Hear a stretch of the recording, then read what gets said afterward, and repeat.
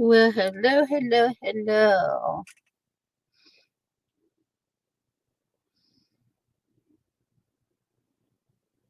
Just up here.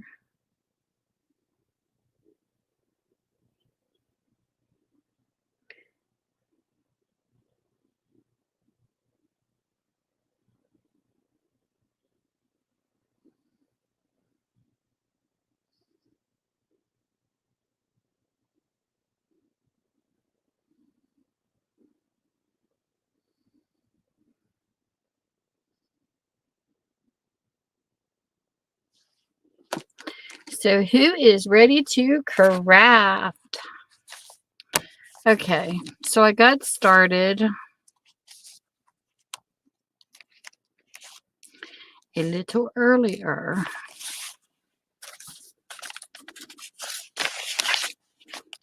And I cut up some papers pre-ly so I wouldn't have to sit and cut the whole time. So if anybody wants to craft along, we can craft away. All we're going to do is downsize some of the papers. I am still working on the altered journal.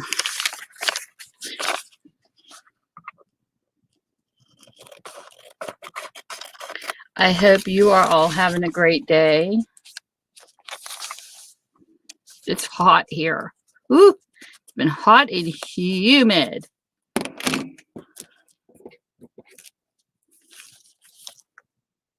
For sure.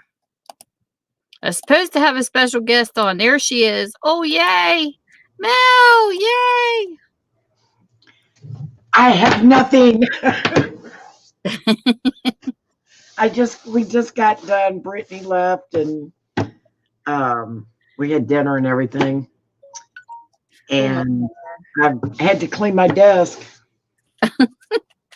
Show one of your journals. Did you sell your journal or do you still have it? The one you made. Oh, that one? Yeah, that was a pretty one.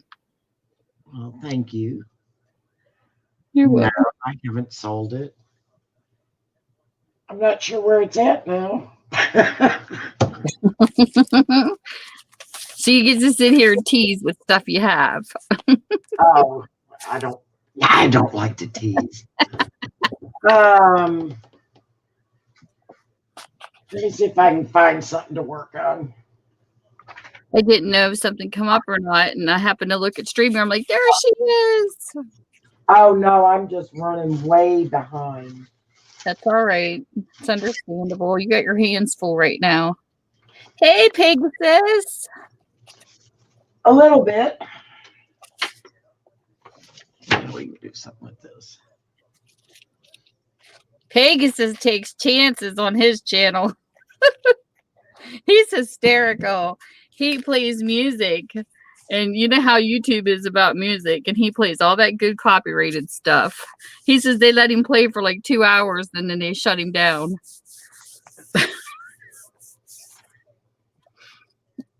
And to me, it makes no sense why they do that to you, because in what is it called? D Drive, or I don't know. There was a thing that I was in for a little while. They can play anything. And they don't get in any trouble whatsoever for copyrights. I think it's D Drive or something. There was a bunch of YouTubers that left and went over there, but I really don't like the platform, so I deleted it off my phone. D Live is what it was called. But they can play anything. It's weird. You would think that the musicians would be happy that people want to, play their stuff and use it, but, I've seen a lot of channels get deleted because of music and copyrights. There was even gamers complaining because they bought games that had copyrighted music. So you really don't own anything, apparently. But then it's weird because some gamers get away with it and some don't. It's almost like YouTube picks their favorites. It's weird.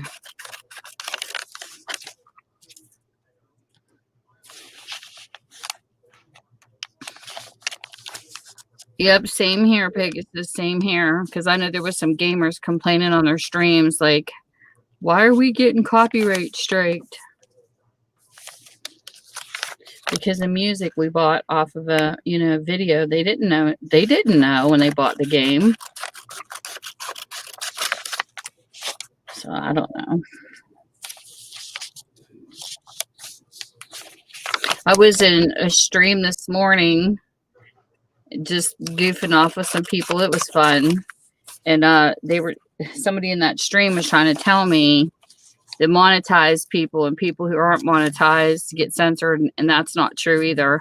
The ones who are monetized get censored a lot stricter than the ones who aren't, because when you have commercials added to anything, and I know this from Yahoo too, and from talking to a bigger YouTuber who actually has a lawyer, because when you get bigger and you start, getting a bunch of emails to show items and things like that, they had to get a lawyer to go over contracts and stuff in between them and the people that they represent to do contracts with, because once you're monetized and your channel gets bigger, you have people that will approach you and pay for a spot on your channel, like they sponsor your whole video. So that's why they do pay attention to the people who are monetized way more. But I ain't gonna argue with the person. They think they know everything, but I listen. You know what I mean? Like, I listen to what the bigger YouTubers say. And this one's in the millions, so I know she knows what she's talking about. So I just let it go. People they just don't want to hear the truth. I've noticed that about a lot of people on here. Because when commercials, even in Yahoo, if you had a bad name, because like I think it was Pepsi that sponsored commercials through Yahoo and stuff like that. That's the reason what killed the chat rooms, is because you would see chat rooms pop up with teenagers wanting sex and things like that in the titles. And that's what destroyed Yahoo, because anybody that sponsored pulled their sponsorship because they didn't want to sponsor stuff like that, which I don't blame them, because as a company, you have to watch your P's and Q's. So Yahoo chat rooms went down in 2012.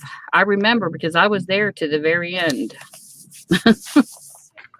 Not me.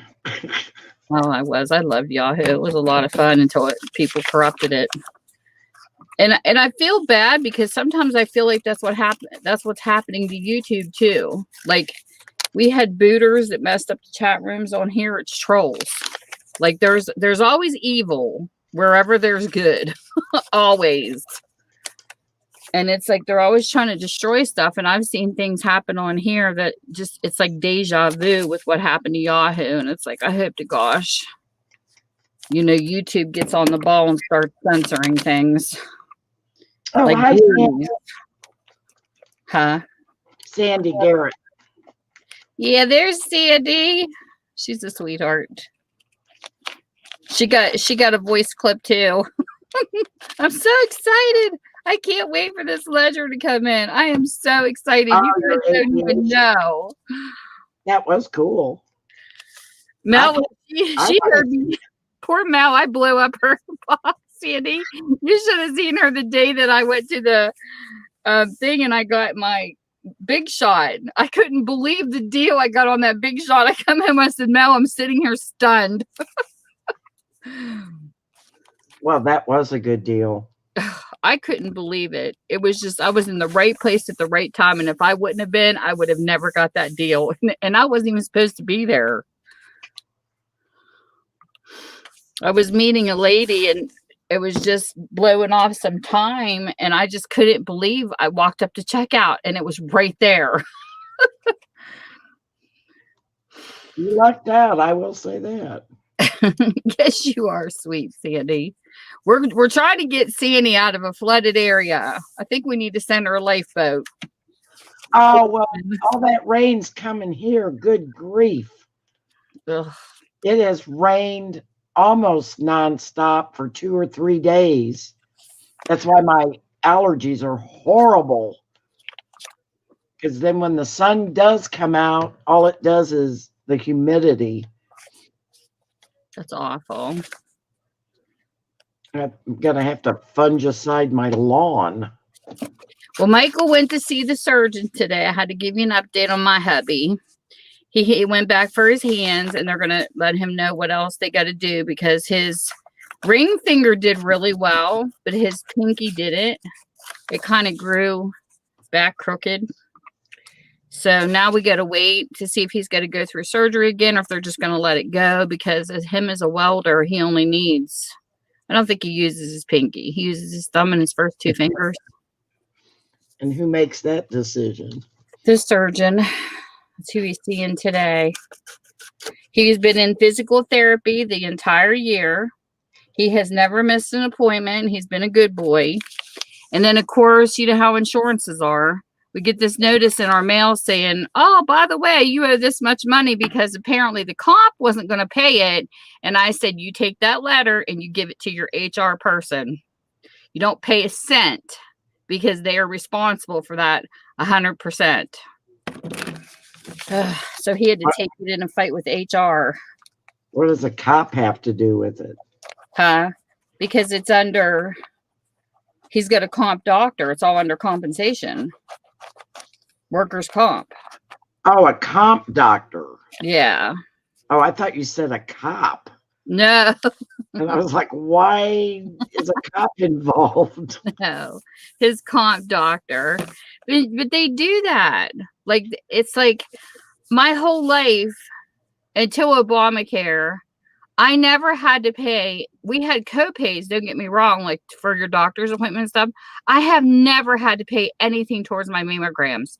They were always 100%. And then when Obamacare came in and we got knocked off our Blue Cross and Blue Shield down to Cigna, we had to pay for everything. I mean, it was to the point where my mammograms was even, the hospital was asking me for money up front for a discount just to have a mammogram. I didn't think they could do that. I thought mammograms were covered over. They're supposed to be, but when Obamacare happened, it really took away from our insurance. So now when Trump came into office, everything went back to normal. We got our Blue Cross back. Everything was paid in 100%. And now, I don't know. With Biden, I don't know what's going to happen. I'm afraid to go to the doctors. I haven't been back. I had to cancel a mammogram because we didn't have the money. We didn't have that kind of cash laying around. They wanted like hundreds of dollars. And I was just like, no. So I quit going to the doctor. So I can really get people's frustrations with medical care. I really, really can.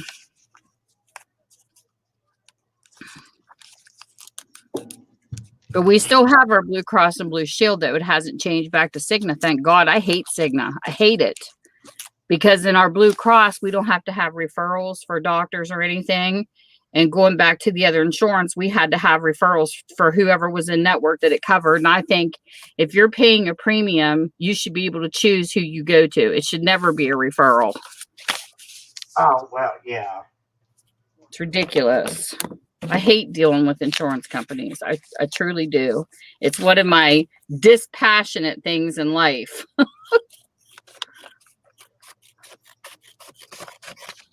Is dealing with medical.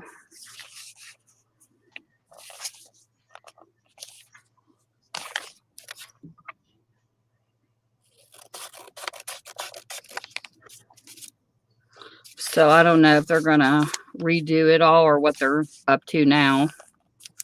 Hard to tell.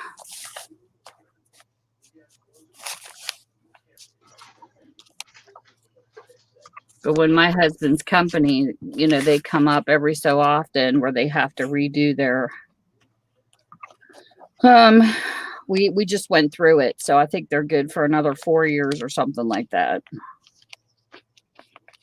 before their contract's up. I get so nervous around that time because you never know what they're going to do. But I also feel sorry for the company side because being a business owner and experimenting what it's like to be a consumer and a business owner, I don't know how businesses do it. I don't. Hey, Chris. How are you? I got Mel up here tonight to pick on. He's like, I don't need any more pick-ons.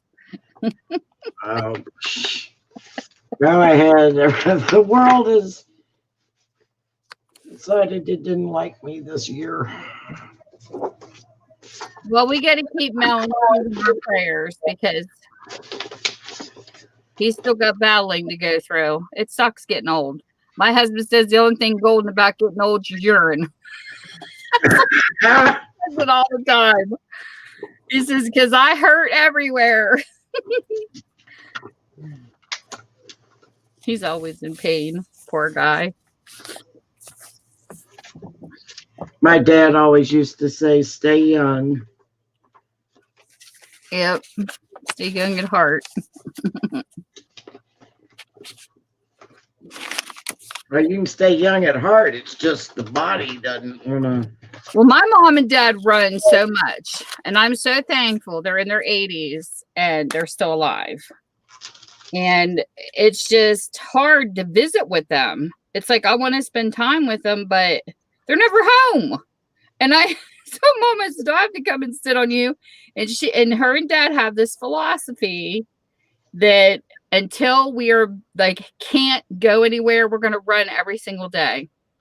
So that's what they do. Well, that's good for them. That's what I told her. Their anniversary is today. And they're celebrating. Let me see here. I texted her happy anniversary.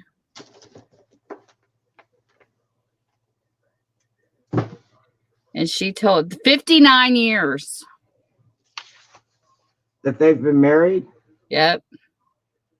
I said, happy anniversary. She says, thank you. I can hardly believe it has been 59 years. She says, it makes me feel old. My mom and dad were married 67 years. Yeah, 59 years. Can you believe it? Me and Michael's, he tells everybody it feels like a million, which I'm sure it does at times. Because I met my hubby when I was 15. He was 16. 30 something years already. Oh my God. I told him, I said, is my prison sentence up yet? We tease each other all the time. It's funny. He says, I don't know. This has been a long jail term.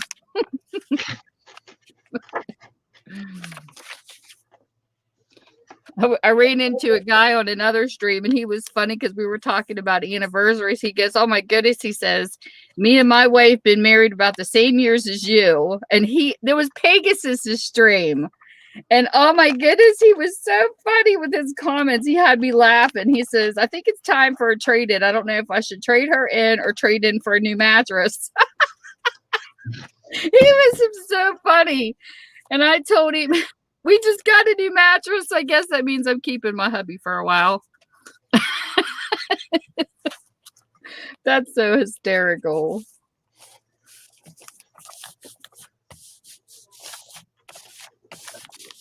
Yeah, until you come close to losing one, and then I have. That scared me too. Well, yeah, you have. I'm sorry. Yeah, you have. Mike was in a gasoline fire, my hubby. A lot of people don't know about that. He's accident prone. Let's just say that. I remember when he came home, he was in ICU for a week. For 3 weeks. It feels like, to him, they had him so drugged up on morphine, but he could still feel the pain. It's kind of like when a woman has a baby and she takes Demerol, you still feel everything, but your mind's kind of in la la land a little bit. That's basically what morphine did for him. And they gave him saltwater whirlpool baths. Now, you can imagine what salt feels like when you just have a cut. Imagine having 3rd-degree burns and them sticking it all over you to sanitize you. And they took a brush to keep the infection from getting in his skin. I cannot imagine the pain this man went through. But I stood outside the door and he says, I know I was mother effing everybody. I said, Michael, you said not a word. The drugs might have made you think you were saying it, but you said nothing. I said, because even the nurses came out, were telling me they don't know how you took the pain you took. But what happened was when a long time ago, I went out, we had a Green Tab magazine here, like a paper where you could look for free stuff. I called my parents that day because I was looking for a desk for my daughter to do her homework. So we were clear out like 3 towns away from, my husband and the kids. And there was a brush pile in the backyard. He took gasoline and he put it. Now, he used to be a fireman, a volunteer fireman when he was younger. So he knew some things. And he should have known not to use gasoline. I know, but he took gasoline and he made a path and he didn't even have a chance to light it. And a big explosion happened. Now, there was 2 possible causes is what we were told. It was either there was glass with it because it was a real hot, humid day. There was either glass inside that brush pile because we didn't put it there. It was there like when we moved into the house. So he just didn't take the time to get rid of it at that point because we were busy doing other things with the house. Or the gas can sat in the sun and it exploded. It caused the explosion. He didn't even have a chance to light it. He says, I just remember turning around. I went to light it with the lighter and the explosion happened before it even got there. So he knew to turn his face away and he did. And that's what prevented him from being life flighted. The doctor told me that if he would have breathed that in, he would have definitely been life flighted to Pittsburgh Hospital. But because he turned his face away, he had like a pink tint. But he had 100% cotton. They call them wife beaters. I don't know why they call them that. I call them tank tops. He had 100% cotton shirt on that day. And the fire actually outlined it. The shirt did not catch on fire. It outlined it on his skin. And he lost his eyebrows, singed his hair. He had 3rd-degree burns down his arms. He was a mess. And I remember going into I kept telling my mom, I started to panic because I started packing things. And then I shook my head at myself like, Tammy, why are you packing stuff? It's not like he could put clothes on with his arms burned because I knew that part of it from my neighbor because I wasn't home. When we came home, my neighbor, was married to the fire chief and she told me he went to her house. She said, Tammy, it was awful because when he came here, his skin was still on like smoking and the fire chief come up and doused him with water to put it out. So he was still like on fire when he walked to her house. But he told me he didn't feel the impact. He said, I didn't realize how bad it was. He says, I came in the house to wash my hands and I looked in the mirror and seen skin hanging off my face and it freaked me out. He said, I immediately went to Tori's and he said, thank God he did. And she kept him talking so he wouldn't go in shock and of course called an ambulance to come get him. And she was watching my kids when I come home. So we couldn't joke about it at first, but we can now because I said, what do I need? A babysitter for you too? Because you were supposed to be babysitting the kids. And he just laughs about it now. But for the longest time, he wouldn't grill food. He would, every time he would see an explosion on a movie, he would like, you could see him shake. Like it was awful what he went through, the trauma of it all. Oh, I'm sure. But I remember going into the emergency room.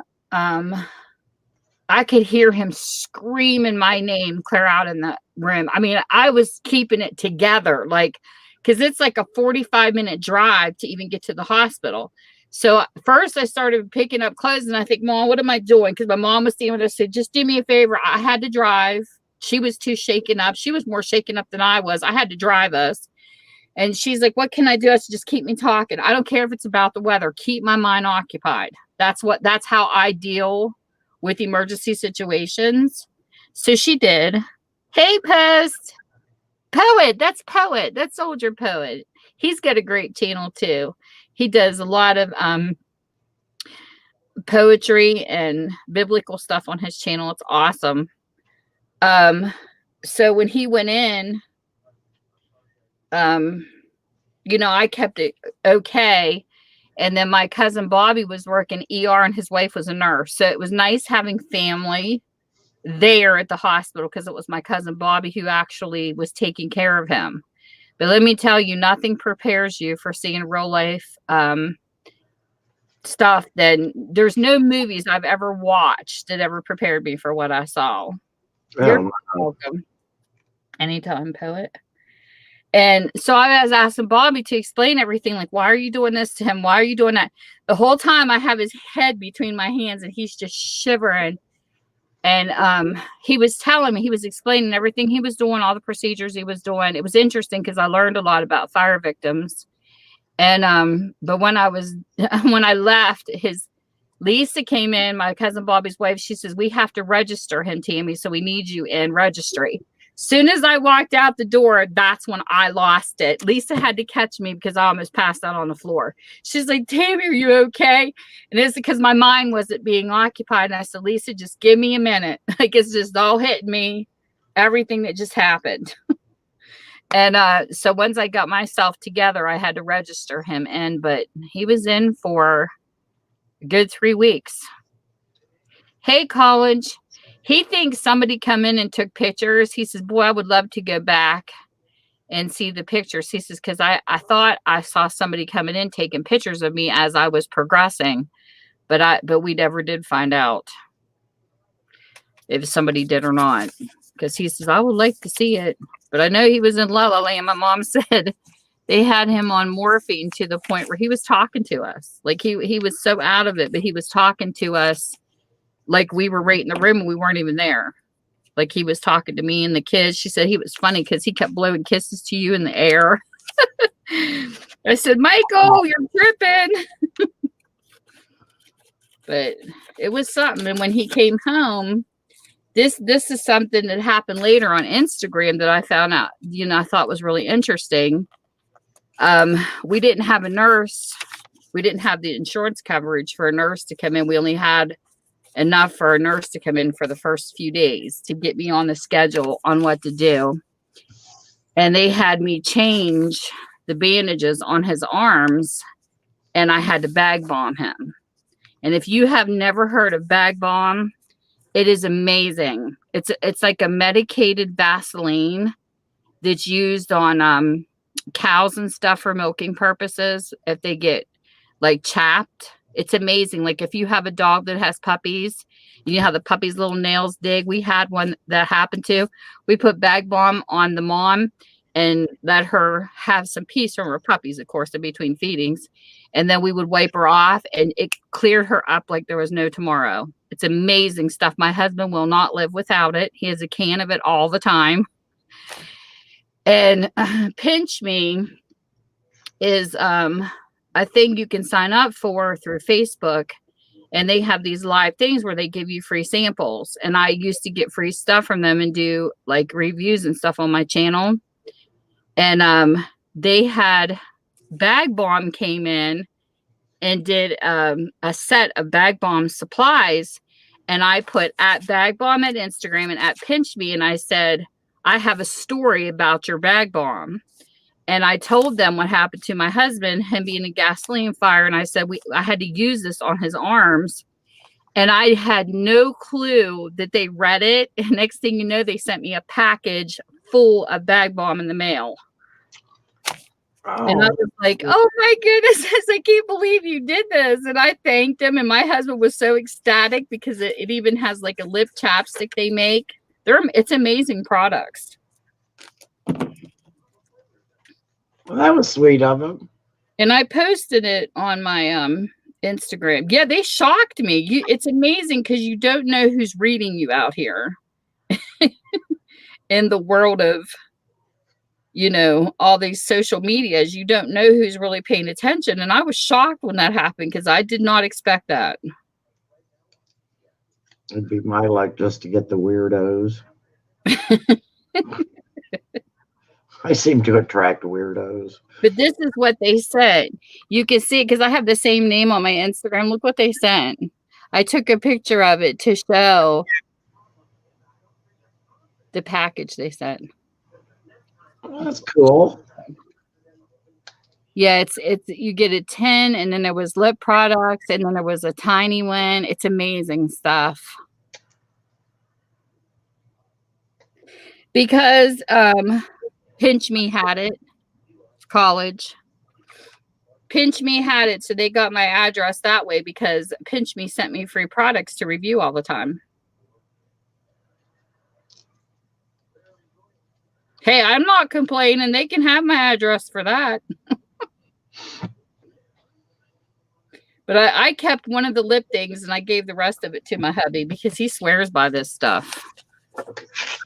Anytime he gets like dry skin or, you know, chapped or anything, that's his product is Bag Balm. And it's also better to me personally than Desitin to use on a baby's bottom. It's amazing. They have any kind of like heat rash or anything like that, and it doesn't hurt your babies.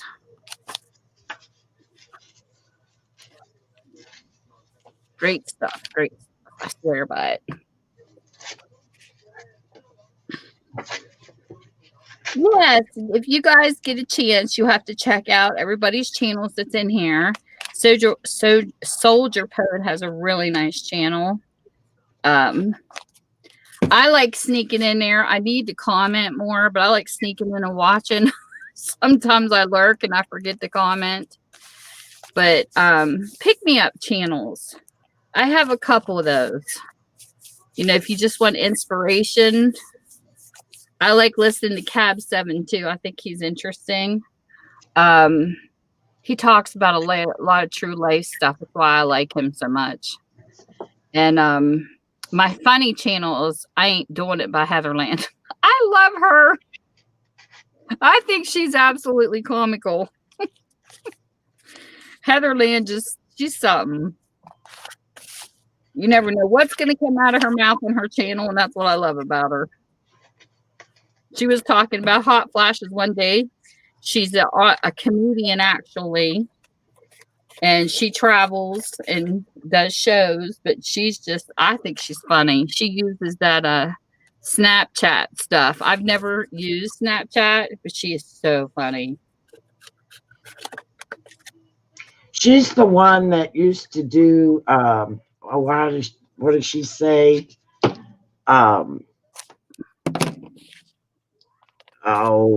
Like accounting stuff.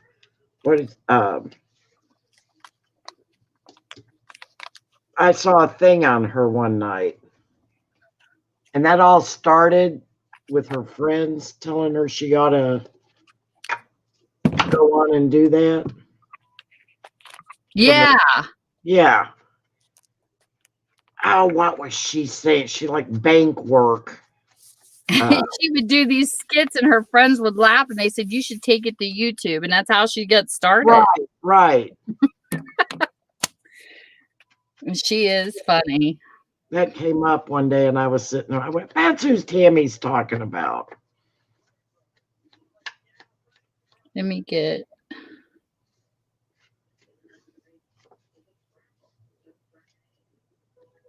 I have no idea what I'm doing here. Hey, that's what's fun about my channel. It's all random. This is anything goes over here, Mel. Well, like I said, this is just, I have no idea. There's Soldier Poet's channel. Let me get colleges in here. And like I always say, you don't have to follow people just because I say so. Go check them out. If you like their channel and their content, then just subscribe. But anyways, got to tell you guys a story since I blew up Sandy and Mel's ears and the rest of you didn't get to hear it. We got to hear it again? Yes! I love locker nuts. I don't care how big or small a channel is. If you like their content, you like their content. I'm not a narrow-minded person to think, well, if they've got that many people, they have enough views. No, they don't. It's still good to watch people, even if they're bigger YouTubers. And I think Locker Nuts is awesome. And they have a great family. They're fun to watch. Pegasus. There's another Pegasus on here that's not you. Hold on here. I got to find you. But, so what they do is they go into lockers that people don't pay for, and they buy the lockers. Okay. And then they have live auctions on their channel. Well, 8 months ago, and yes, I'm going to rub it in their face if Locker Nuts ever watches this, and Storage Pirate needs a spanking. They're all a family. Storage Pirate is actually Jack's uncle. And then there's also an Uncle Mike that hangs out in Storage Pirate's locker. I told him I was going to adopt him as my uncle the other night because my husband's a Mike. My father-in-law is a Mike. Why not have Uncle Mike? And he was laughing. And Pirate's mom even comes in. Hey, Penny. And she's awesome. Like, it's a whole family affair when you hang out with these people. So, 8 months ago, they went into this locker and they found a box of books. Because, before they do the auctions, they show you what they find in the lockers. And then they give you, like, ahead of a time. Locker. Like storage lockers, Chris. Storage lockers. So they opened up this box of books and they pulled out this ledger. Well, you know how we crafters love our ledgers, but this one here, to me, is a piece of history. Just because I would get a ledger doesn't mean that I would necessarily tear it up. It all depends on what it is. And I love anything to do with military, and I love anything to do with aviation, anything like that, because I have a whole family filled of military people. So I kept on Jack and Pirate about that ledger. When are you going to sell it? And they kept, well, we'll get to it. We're going to check in to see, how much stuff is worth and blah, blah, blah, blah, blah. Well, then the box got misplaced. So every single time I would go into Jack's stream, I would say, where is that ledger? And I literally bug them to pieces about this ledger. Because it's got an airplane on the front. It's all about aviation. It's got paper clippings in it. It's got written stuff in it. And I fell in love with this ledger. Well, they're in California, so prices can be pretty high in some of their auctions. I can't compete with some of these prices. I'm a little West Virginia person over here. We're in a poor state. So when stuff gets up into like the 500s, I can't handle it. That's just way past my budget. And sometimes they do. They have people that come in that are eBay sellers that like to buy up their stuff. That's why it's so high when they have auctions. So I told Jack, even if this ledger sells past what I can afford, it will always be my ledger. I don't care who buys it because I saw it first. I'm the first person that commented on it. And I just thought it was awesome because it's a piece of history. So, to make a long story short, 8 months later, which was last night, Jack was in his dream with Pirate, and he came out and said, it's okay because they found the box. It's okay to do the ledger. And I'm like, you got to be freaking kidding. My heart's like pow, pow, pow, because I got so excited about this ledger. And I was praying the whole time, please don't let it go past my budget, because I had already told my husband about it and I had a quote from him. This is the highest I could go. So Pirate tortured me. If you go into Pirate's auctions, go to the part where he sells the ledger. You can see where he literally tortures me with this ledger. He's sitting there auctioning it off. 2 other bidders come after it with me. We were going at it, and you see him flipping through stuff on his eBay, prolonging it, and it's getting higher and higher. And I'm thinking, oh God, please, not past my budget, because I had a budget set. The highest at the most would be 200. After that, I'm done. I just can't spend any more than that. So, because when you look on eBay and you look up ledgers, sometimes they sell them suckers 500. I've seen some for thousands. So I was like literally sweating. And I don't like auctions because I feel like they're very stressful. So he's going, I had it at 160, and he's going once. He said, he was delaying it as long as possible, torturing me the whole time because he knew how bad I wanted that freaking ledger. And he kept on and on with it. And finally, he put in sold. I about died. Like I was sitting over here going, I can breathe. So I hate auctions, just so you know. It's awful. But at the same time, it was hysterical because they knew how bad I wanted it. And I do think that a couple people backed out of it so I could have it because they definitely spend more than I do.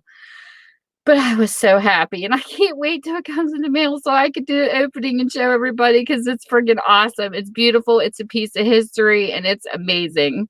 And another channel that I love is Paper and Moose, and I can only imagine what she felt when she went into an estate sale. Thank you. And she found Civil War diaries. Could you imagine 159 years ago? She paid $25 for a bag because I don't think they realized it was buried in this box. And she took them home. And if you would have seen her face when she was talking about, I can only imagine what she felt because World War II was what, 50? I forget how many years ago World War II was. I have to look at the dates, but I know it's like 157 or 159 since Civil War. That is a lot of years ago. And to have journals from that era it has to be amazing. If I heard, I almost cried. I didn't know whether to laugh or cry when I won this journal, this ledger, because I was just so happy. And because I can share it with people. And I don't mind if, somebody turns something like that into digitals. That would be fun, but I don't know if I could tear it apart. Some things I can't that's historical. And the whole time there was another girl in there, Mel, saying, oh, because she knew I was in the junk journal community. She kept saying, people tear those apart. And I'm looking at her, not all of it, because I have poetry books from the 1800s. I am not ever going to tear apart. So it all depends because there's a difference between something totally falling apart, something that if you have something older or I don't know, there's things I like keeping for history and things that doesn't matter depending on the shape they're in. Oh, there's some I won't tear apart. I just can't. I literally bought a book on an auction site because I love the cover of it and I was going to turn it into a journal, but when I got the book, I couldn't do it. Because it's a poetry book from the 1800s. I'm like, I can't do this. It's a preservation of history. So anyways, I said that all in one breath. Now I can relax. Mel's like, this woman never shuts up. I never get a word in edgewise. I'm just listening.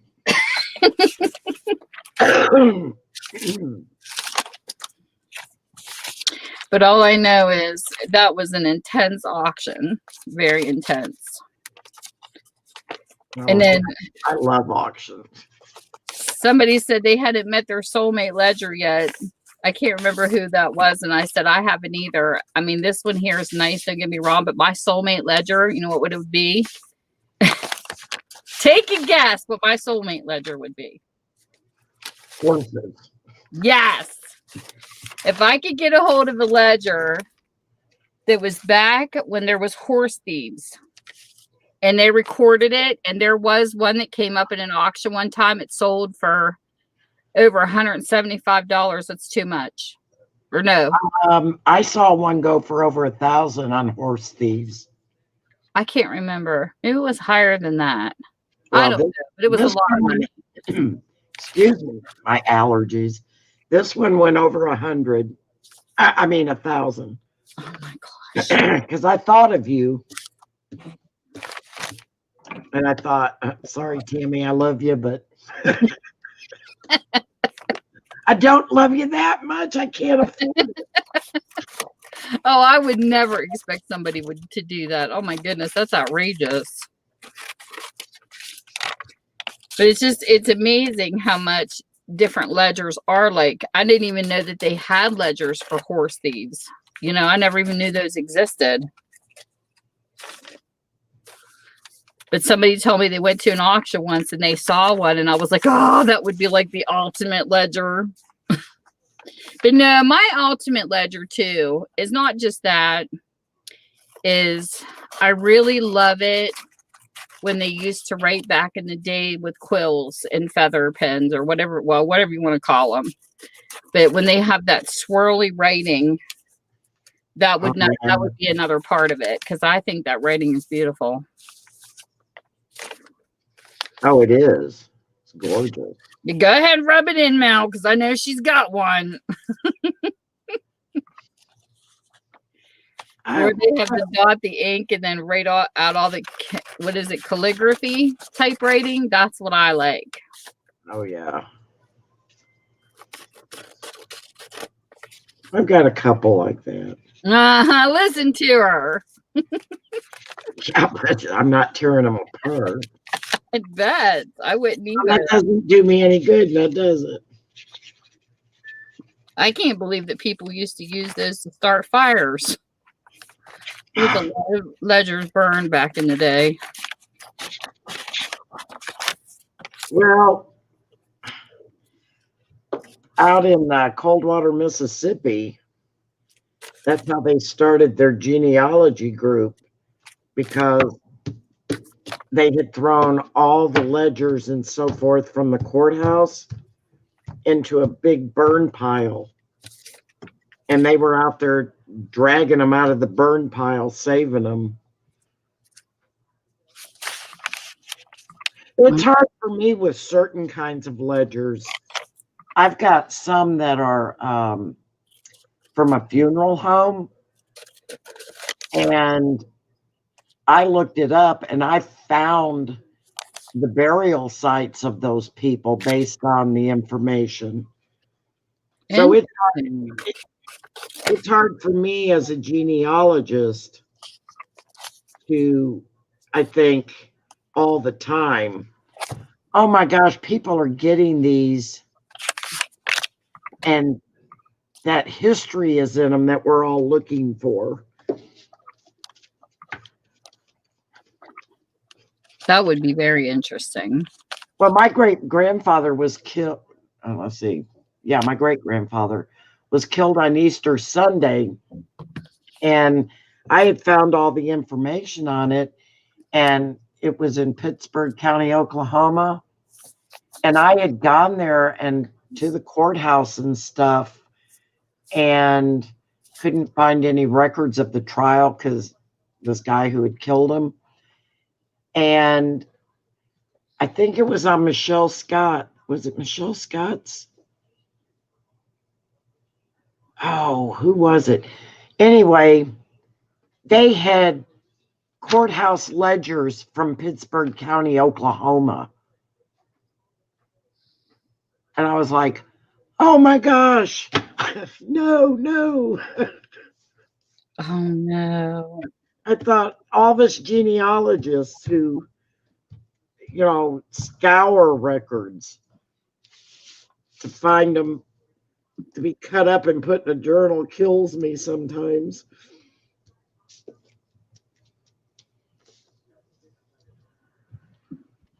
You know, the names and all that. Yep, I had a relative that used to do genealogies that passed away. She was really good at it. Well, you can search for years for that. Yeah. Especially when people have kids and then they get divorced and then they carry on down the road. You know what I mean? Like it's a lot of work. Oh, it is, and it's expensive. It can get very expensive.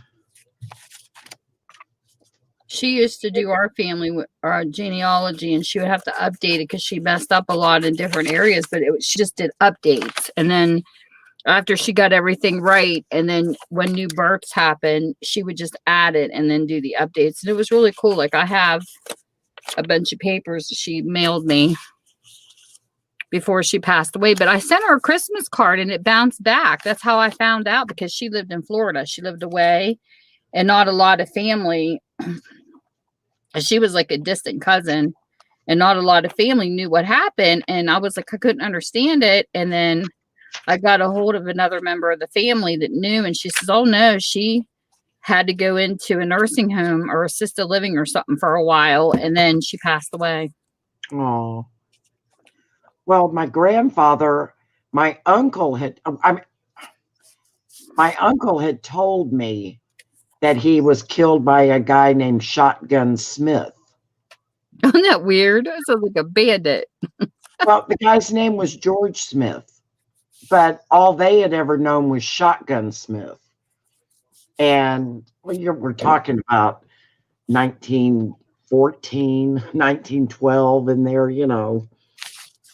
And that's all I knew.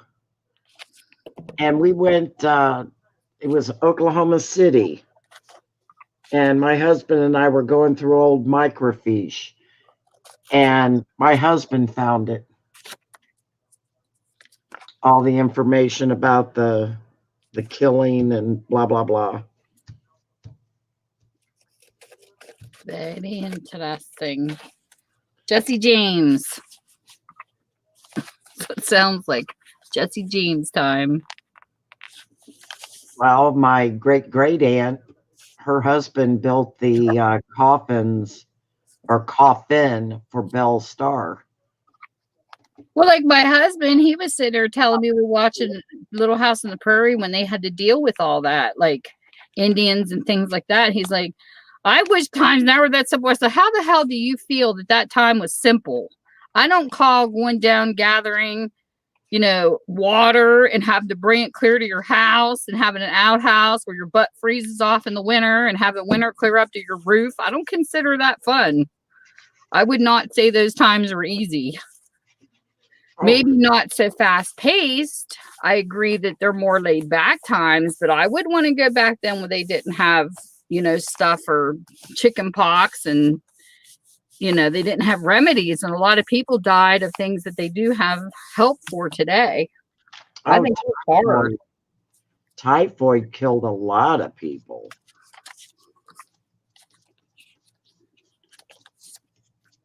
I just don't know where he thinks it was easy. I'm like, I don't think so.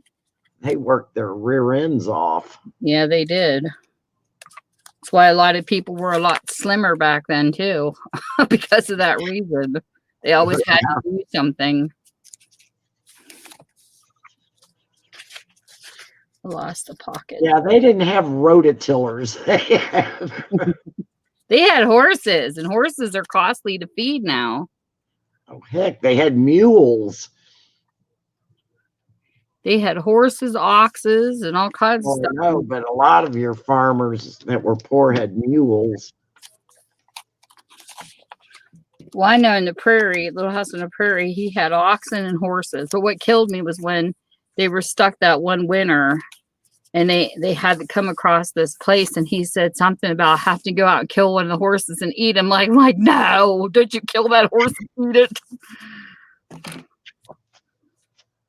How can you eat a horse?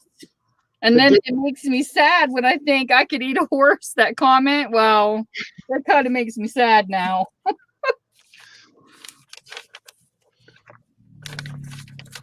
Because they literally did. Horses were considered just like cows and stuff, farming animals. They weren't really, and like even their dog, like they kept the dog when they took the chirp from the big woods out, the dog were like ran the whole time. It's like, why don't you put that poor thing in the wagon? Because of the fleas. But they just didn't think about animals like we do today. There's some people who still don't. I know. That's just like I was watching this one YouTuber and they said something about anybody that ties their dogs outside, blah, blah, blah, blah, blah. So that we must have been horrible people, because even in Disney, they had Pluto tied up outside. If you look at some of the old Disney cartoons, that was the in thing. Not everybody had their animals in their houses at a point in time. Animals got spoiled more later. Because I know mine, I could never tie her up. My dog's never seen a chain. But it's just that back in the day, we had animals that we did. We had a beagle. When I was growing up, he was not allowed in the house. He was tied up at the dog box. And of course, I always had pools. We always had like baby pools for our pets. When I've got a baby pool. I've got a baby pool for my dogs. Yeah, we did too. We always had pools for our dogs. I had one dog. I had one dog that we had to put her in last because she peed in the pool. My husband and I would laugh so hard at her because Shadow, we'd have to let all the other dogs take a turn because she always was the one that peed in the pool. So we let her go last, and then that way we could wash it out and stuff for next time. But oh my gosh, she used to kill me. I'm like, you're like a little kid peeing in the pool. That reminds me. Was it Caddyshack where the O. Henry bar is floating? Yes. Oh my God, I love Caddyshack. I like the gopher. And I have a tag.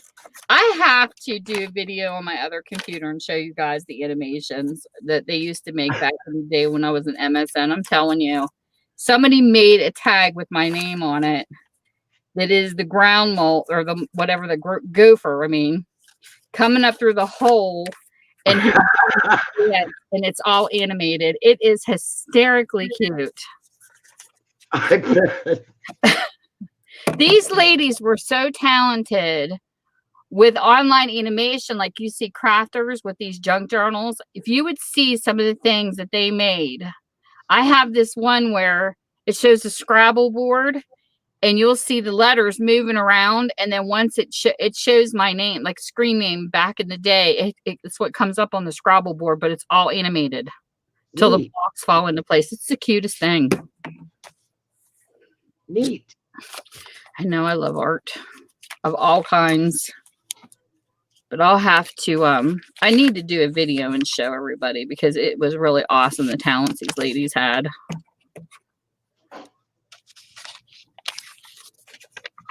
I got to the point where I could take a still picture and I could put wind in their hair and make their hair move. I could put rain in a picture. I could put rippling waters in the bottom of a picture and make it like a silhouette. I could get to that point, but I never learned how to do certain things. Kind of like, over here as crafters, everybody's at different levels of crafting. That's the way it was back when we were doing the animations. And there was a lot that I was still yet learning. And then, of course, it got ruined because the groups went down because we had troublemakers, of course. Gee. That hasn't ended, has it? Nope, it hasn't. Just like we have drama in the crafting community, we had drama over there too. But I remember this one particular group of ladies I loved crafting with when I was doing digitals like that. They were called Siggy Piggies. I have no clue who all was in that group, but it was filled with the funnest ladies, and they would take little pigs and all these little cute farm animals, and they would make the cutest tags with them.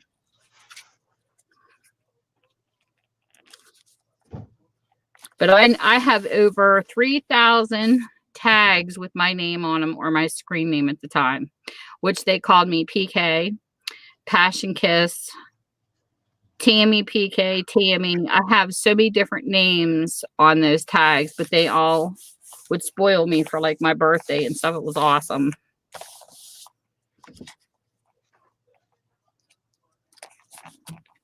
You would go into a group and the first thing they would ask you, because they had adult groups too, some were a little too pornish for me, but they had what you would accept on a tag with your name on it and what you wouldn't.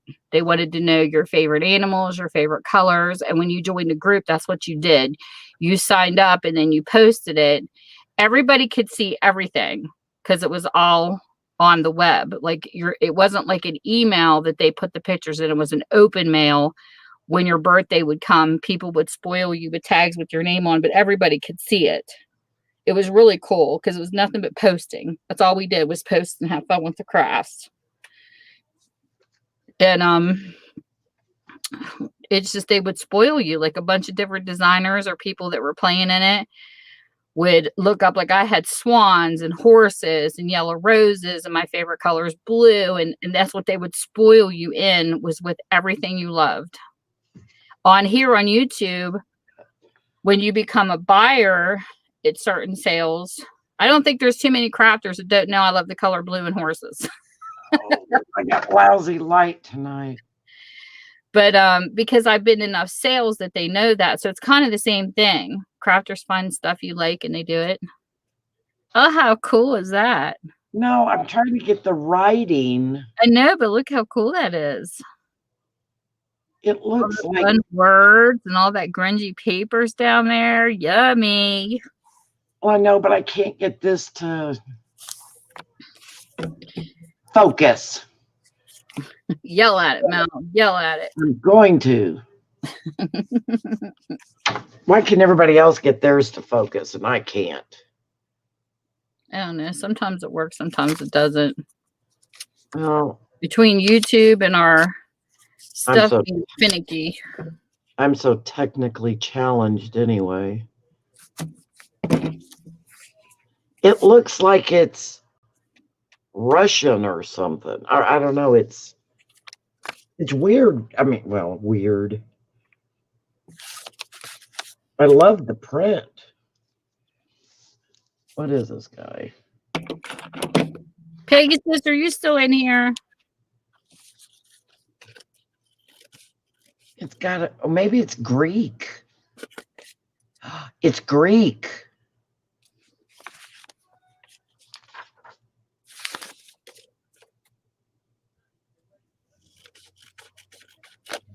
Oh, neat. It's Greek.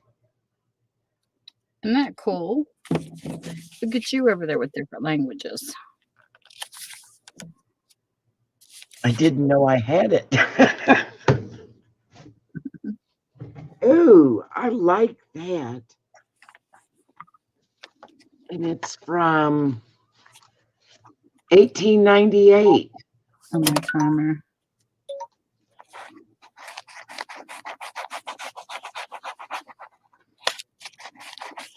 How cool. See, shopping your own stash. Didn't even know you had it. Yep, it's Greek. Pegasus, where are you at? Are you still in here? I hate, that's the one thing I don't like about YouTube that I liked about chat, was that when you were in Yahoo, you would see who was in the room when you're chatting, because it would show up on the right-hand side of the screen when people would come in the room. And you always knew who was in there, where YouTube, you can't tell who's here. Like, I have to ask if a person's not typing.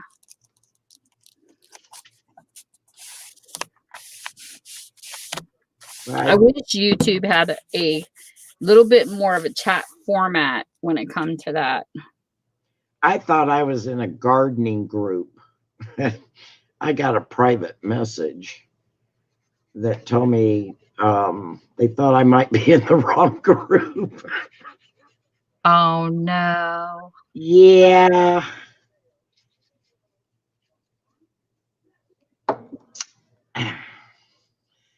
It was a little embarrassing. That's not good. Well, thankfully, somebody let me know.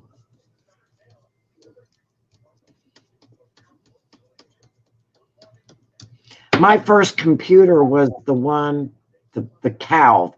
What was that?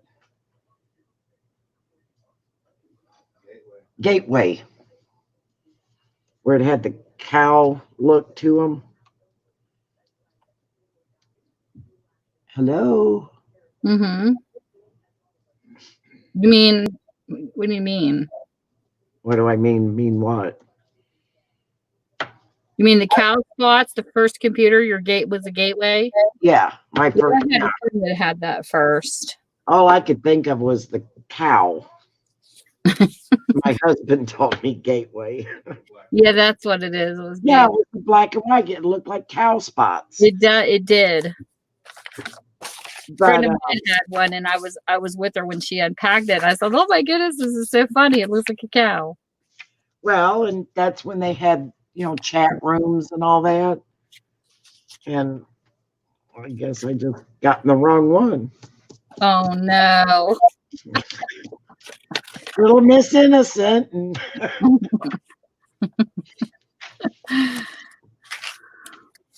they were talking about golden showers. Oh my gosh! And I thought they were talking about a plant. And yeah, I never forget the first time I ever heard that term. I had no clue what these people were talking about. And when I heard it, I was like, oh my God, that's disgusting. I thought it was plant, because a lot of people use common names for plants. And, Oh my gosh. That's I'm just chit-chatting away about plants. And I guess I- this is left. I was going to explain to him what I was doing because he was asked what I was doing with this book. That is so funny. It is funny. We need to get Sandy up here. I told her to get hooked up. oh, yeah. She doesn't have the stuff yet. She said she'll work on it. I said, get a Logitech. A lot of people think that cams are hard, and they're really not. If you have Windows and you get a Logitech, all you do is plug it in. I don't even think I even set mine up. I think I didn't even have a disk with mine. I just plugged it in and poof, there it was. Well, I had to download something. Oh, I didn't have to do any of Hey, that. with mine. Sandy, if I can do it, you can do it. Trust me. But I it am is totally hard. inept at this stuff. Totally. Need to get Paula on here. Oh my goodness, she's funny. Oh my gosh. Well, poor Becky, I'm sure. But Paula's a riot. Paula found out about the new, they're getting rid of the word mom and doing birthing people. Oh no. Paula found out and she was like, oh my God. Oh, I can I think it's stupid. It is. There's a lot of things that people are doing in this country that's really dumb. They're really taking us downhill for sure. I mean, birthing people. No. Regardless. So instead of Happy Mother's Day, it's Happy Birthing People Day. No. Never going to happen. I mean, when did we get reduced to farm animal type? True. Well, I know. I'm proud of our governor. At first, we had some issues with him, but I am really proud of him because he's been standing up a lot lately. Him and another one in Arizona, they're standing up for some things that need to stay, that people are trying to get rid of. I don't even know what to say anymore. I'm still going to be me. I'm not walking on eggshells. If people don't like it, then I guess they can censor me. Well, no, I mean, I But just that's what I was saying, there was monetary channels that were talking even about politics that got shut down. Now I haven't seen too many that weren't monetized that got shut down, because I did. I told YouTube they could kiss my ass if they didn't like me voting for Trump, and now you still see I'm still here. So you know what I mean? I don't want to be censored. I don't want to get paid. YouTube cannot pay me enough to ever shut my mouth, because I have always been a passionate person to stand my ground. That's how I was raised, and that's how I will always be till I die. And if they don't like it, tough. well, I mean, I don't want to offend anybody, but Now, Facebook has taken and deleted some of my, like discontinued some of the things that I posted when I was posting videos of stuff that was going on. They just took and they were gone. And that's fine. They can censor all they want, but it's not going to shut me up. That's just 5 more videos I can post. Well, what's Father's Day gonna be? Well, I look at it this way. I mean, how can If the man can burst a child out through his dick, I want to see if God. this happens. Because that would be not only excruciatingly painful, that would be kind of sickening to see. You know what I'm saying? So to me, I don't understand why they're taking birth away from mothers, because I'm sorry. Hi, Christine. Mother Nature, Mother Earth. Hey, Christine. Yeah, it's awful. They should never take that kind of stuff away from us people. You need to put up a disclaimer. Anything goes on my channel. You can be your total self. I don't care. We're gonna What end up. are we gonna do? Oh, they don't pay me anyways. I don't want money from them. Even Nick Smith didn't take a dime from him. I don't blame her. I just made up my mind that if it happens, they take my channel down. I don't care. I didn't save any of my videos. I don't, because I delete them when I'm done uploading. And if my channel goes bye-bye, I'll just start over. No big deal. YouTube jail like Facebook jail. I'm going to be put in jail because of you, Tammy. Hey, at least in YouTube jail, we have each other, Mel. Lord have mercy. We can still craft in YouTube jail. I'm doing an altered book. I'm doing an altered book, Christina, but that's hysterical. We're making jail time right now, dear. We go into YouTube jail, I would laugh. Christine, I wasn't prepared for this tonight, so I'm kind of trying to put together some kind of collage, I guess. Mel's winging it. She's doing what I usually do. Yeah, really winging it. Huh? I said really winging it. Every time I plan, things never go as I plan, so I wing it. Well, I mean, I really wasn't prepared. But I thought, decided this is the last minute. I wasn't. No, I had so much going on today. I'm doing an altered journal for a friend of my mom's. I don't know if she's not getting my messages through Facebook or what, but I was trying to get some of her favorite colors because it's going to be custom. Like, I know some things she likes, but I don't know her favorite colors, so I'm guessing. I hate when Facebook shows that people read your messages, but you're not sure if they're getting them or not.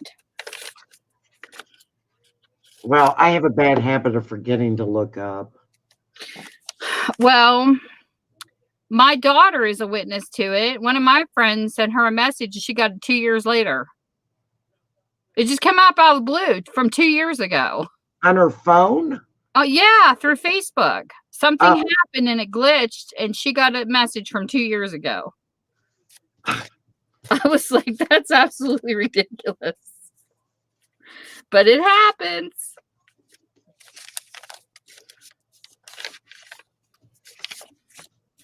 Oh, gosh, we were cleaning out my mom and dad's closets and stuff, and I had moved into the bathroom, cleaning out, fixative, that kind of stuff, all their stuff they used. Mm-hmm. And my husband found one of my dad's old phone recorders. And he plugged it in and everything, and we were... I was over there going through the drawers and stuff, and all of a sudden, I popped my head. It was my son from when he was a little boy calling my dad. Oh, my gosh, Mel. Oh, my gosh. I mean, you talk about your heart stopping and... Oh my God, I bet that floored you. Oh, it did. It did. And then he kept playing, it kept playing messages. And then there was another one. And I was like, okay, totally done for the day. Oh my gosh, Mel. What memories though? Oh, Well, when Steve kept apologizing, he goes, I'm so sorry. I'm so sorry. And no. I said, no, I didn't know we had that recording. I said, I mean, and I'm talking from age, he was probably around 10 or 12. Oh, And when now he it's something to cherish. oh, I know. I Oh, told him, I said, whatever you do, don't erase that. oh my But gosh. yeah, it was a little, it stopped me in my tracks. I bet. Let's say that. Oh, Okay, I'm gonna have to go find something. it gives me chills. Oh, it did me. Because everything I'm using is copyright free. So I gotta go find me some more copyright free papers. Right. I told you, I'm sitting here and whatever's within reach, I'm trying to grab. That's awesome. That is so awesome. What an awesome find.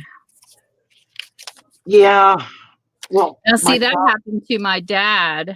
He had a tape recording of his mother, my grandmother, down in the yard playing with the grandkids. oh, And somehow it got mixed up with other tapes and it got recorded over Oh, by no. the movie, and my dad was sick Oh, I bet. because it was like the last recording he ever had of his mom, and it was like, oh my gosh. Because Well- you could hear her talking to the grandkids and stuff, and he wanted to keep it. And there was tapes of her and Jade back when you had the answering machines that recorded. Exactly. With the little cassette tapes in them. That's what he had her voice on with my daughter.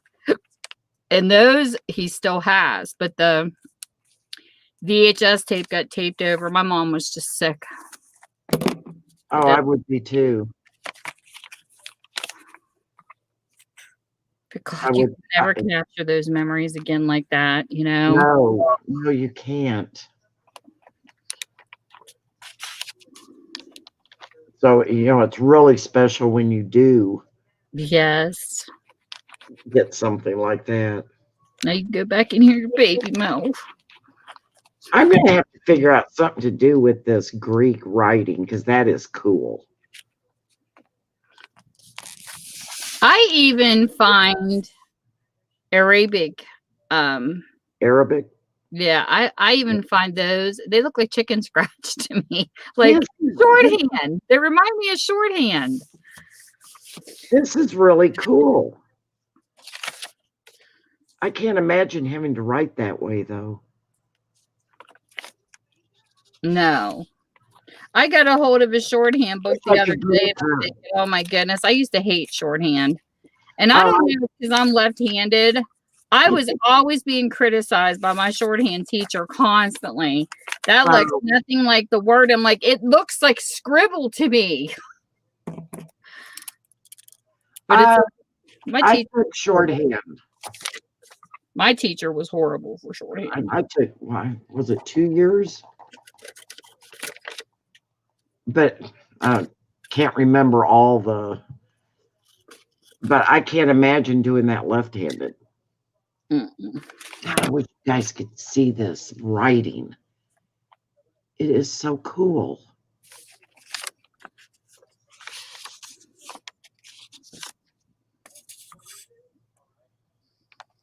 I didn't even know I had this book.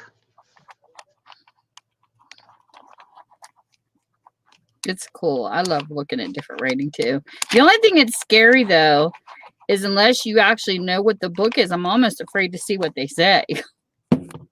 Like to go to use them in class unless I know at least an idea what the book is about.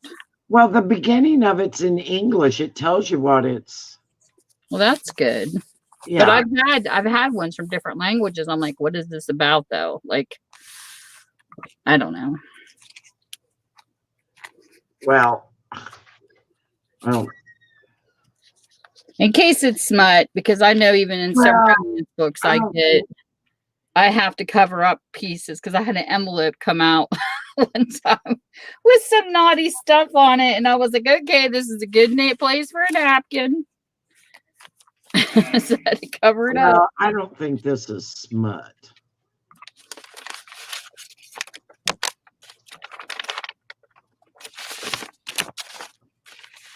I mean, I really don't think this has smut in it.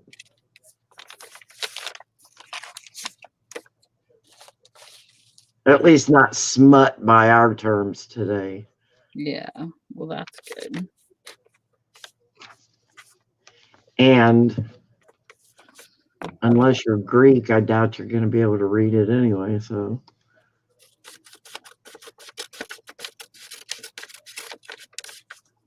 You're worried about that, and then you say what you did on here?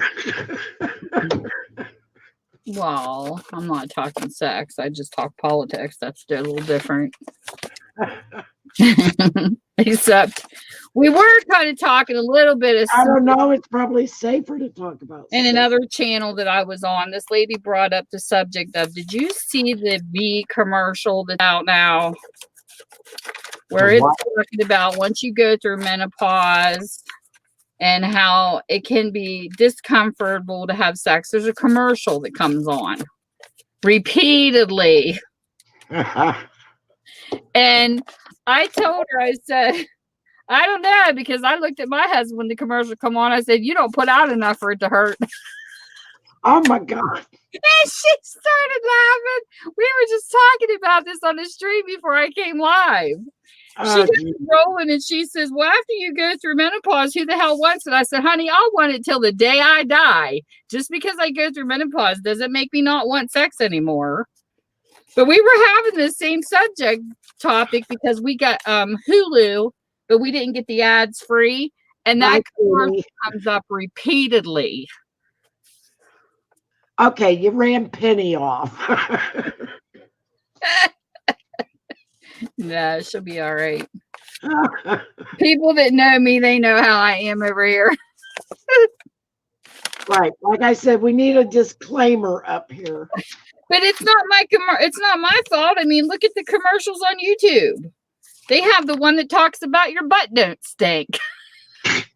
That spray that's out. Oh my God, the commercial makes me laugh every time I see it. Well, now they've got the Lume. Yeah, that's what I mean. Oh, I thought you were talking about the one where you spray it on the water. No, she's going so your butt odors are no longer. She cracks me up. I love the girl that does the commercial because she's so funny. It's not the vagina, it's the bacteria. Oh my goodness, Will. I love that girl though. She's so peppy. Quote unquote. Oh my goodness. And then it shows where they're doing exercises on the mat and somebody's butt's in her face. This is Lumi. Oh my gosh. It's such the commercials. I sit and wonder how much fun these people have making advertisements. Seriously. Well, when I took marketing, I was told that all commercials are geared to an 8th grade education. And my response to the teacher was, you know, it's pretty bad when they constantly insult our intelligence. That's true. I was like, they could at least bring it up to 12th or something. My favorite commercial of all time, though, was the Windex, where the birds were laughing at the cat because it smacked its face into the window because it couldn't see them. It seen the birds, and it's, you know, cats get that chatter going on. Oh yeah, they bottom do. lips move and stuff when they see a bird. My cats used to go ballistic when a bird was near. And my daughter, her husband says, "Did your cats ever chatter when they see a bird?" They said our cat goes nuts. And I said, "Yeah." And that commercial come up with Windex where you couldn't see the window, and the cat would run after the birds and smack into it, and it would say Windex. And I laughed. I had a pair of like fuzzy house boots. I mean, they were boots, but they were fuzzy. And my grandson, I came walking in one day and sat down at the kitchen table, and he looked down at me and he goes, "Are those cats?" Do you remember that commercial? So funny.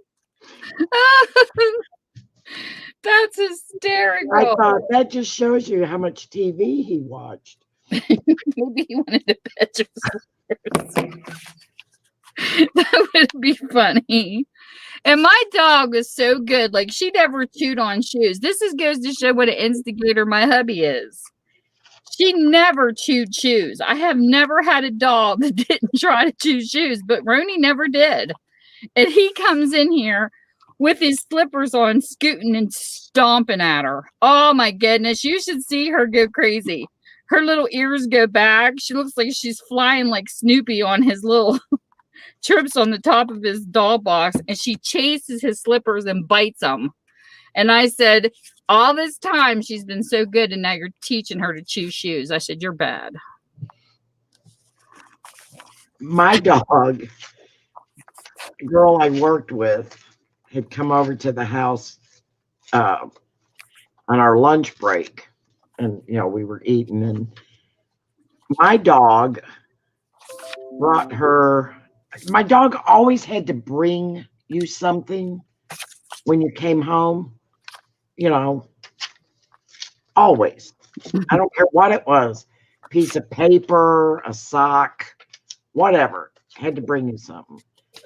Well, this girl's sitting over on the couch, and I look over, and she was talking to the dog, and she goes, "Oh, what did you bring me?" My dog had brought her a pair of my underwear. I about died. Oh my God, that's so funny. I mean, my granny panties, I was so embarrassed. I would rather see granny panties than a thong. I was so embarrassed. That's so funny. Oh my gosh. Well, thank God she thought it was hysterical. But I was so embarrassed. That is hysterical. Those are good homemade videos. Oh gosh. Oh my goodness, that's so funny.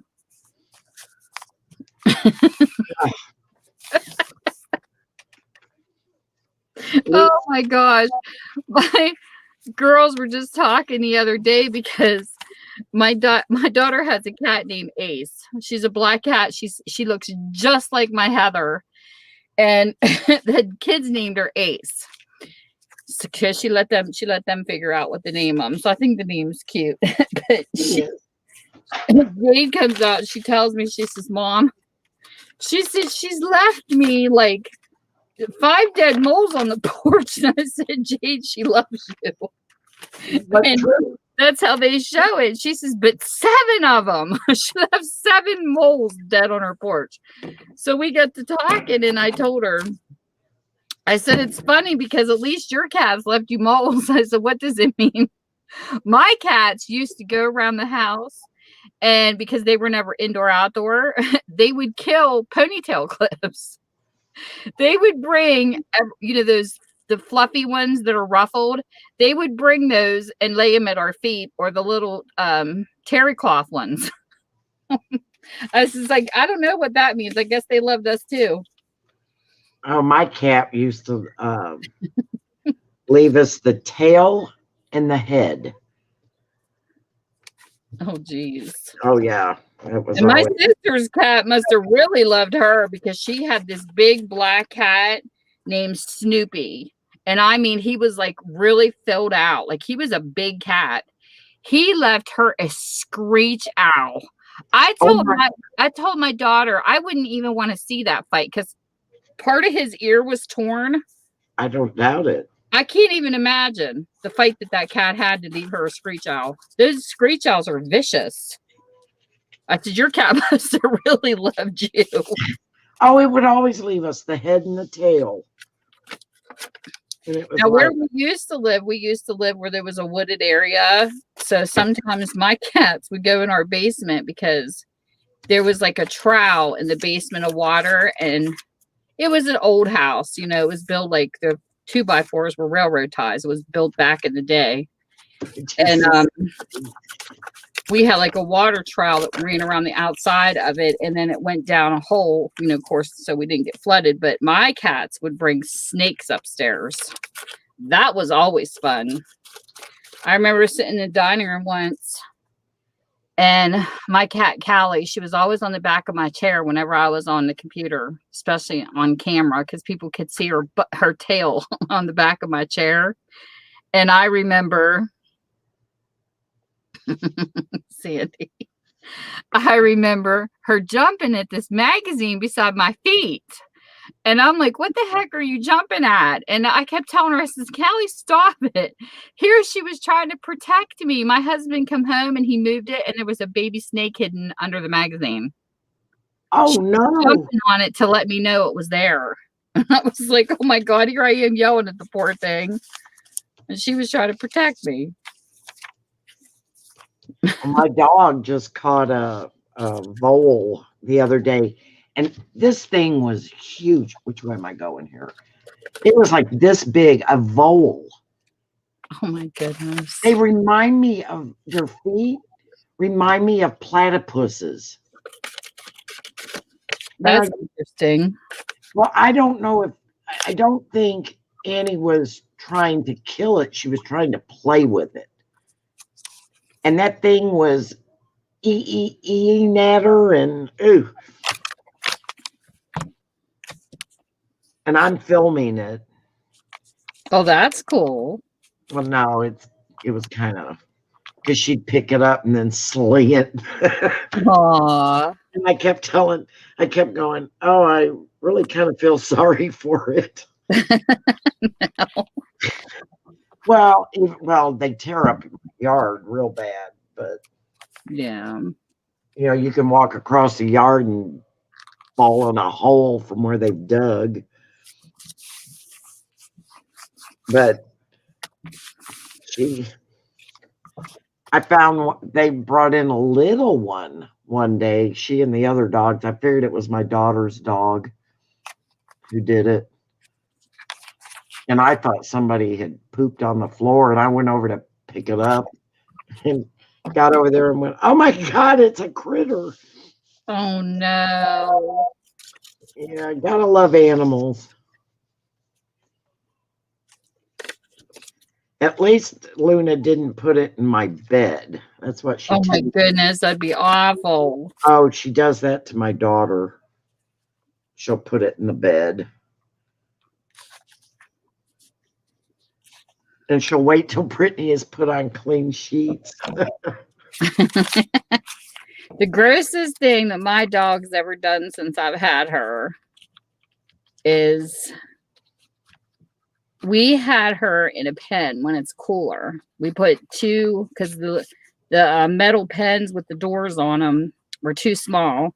So my husband bought two of them and put them together, so she would have a bigger area when we would let her go outside, because she does like it. She likes being in her pen sometimes just to get away from us and get some fresh air.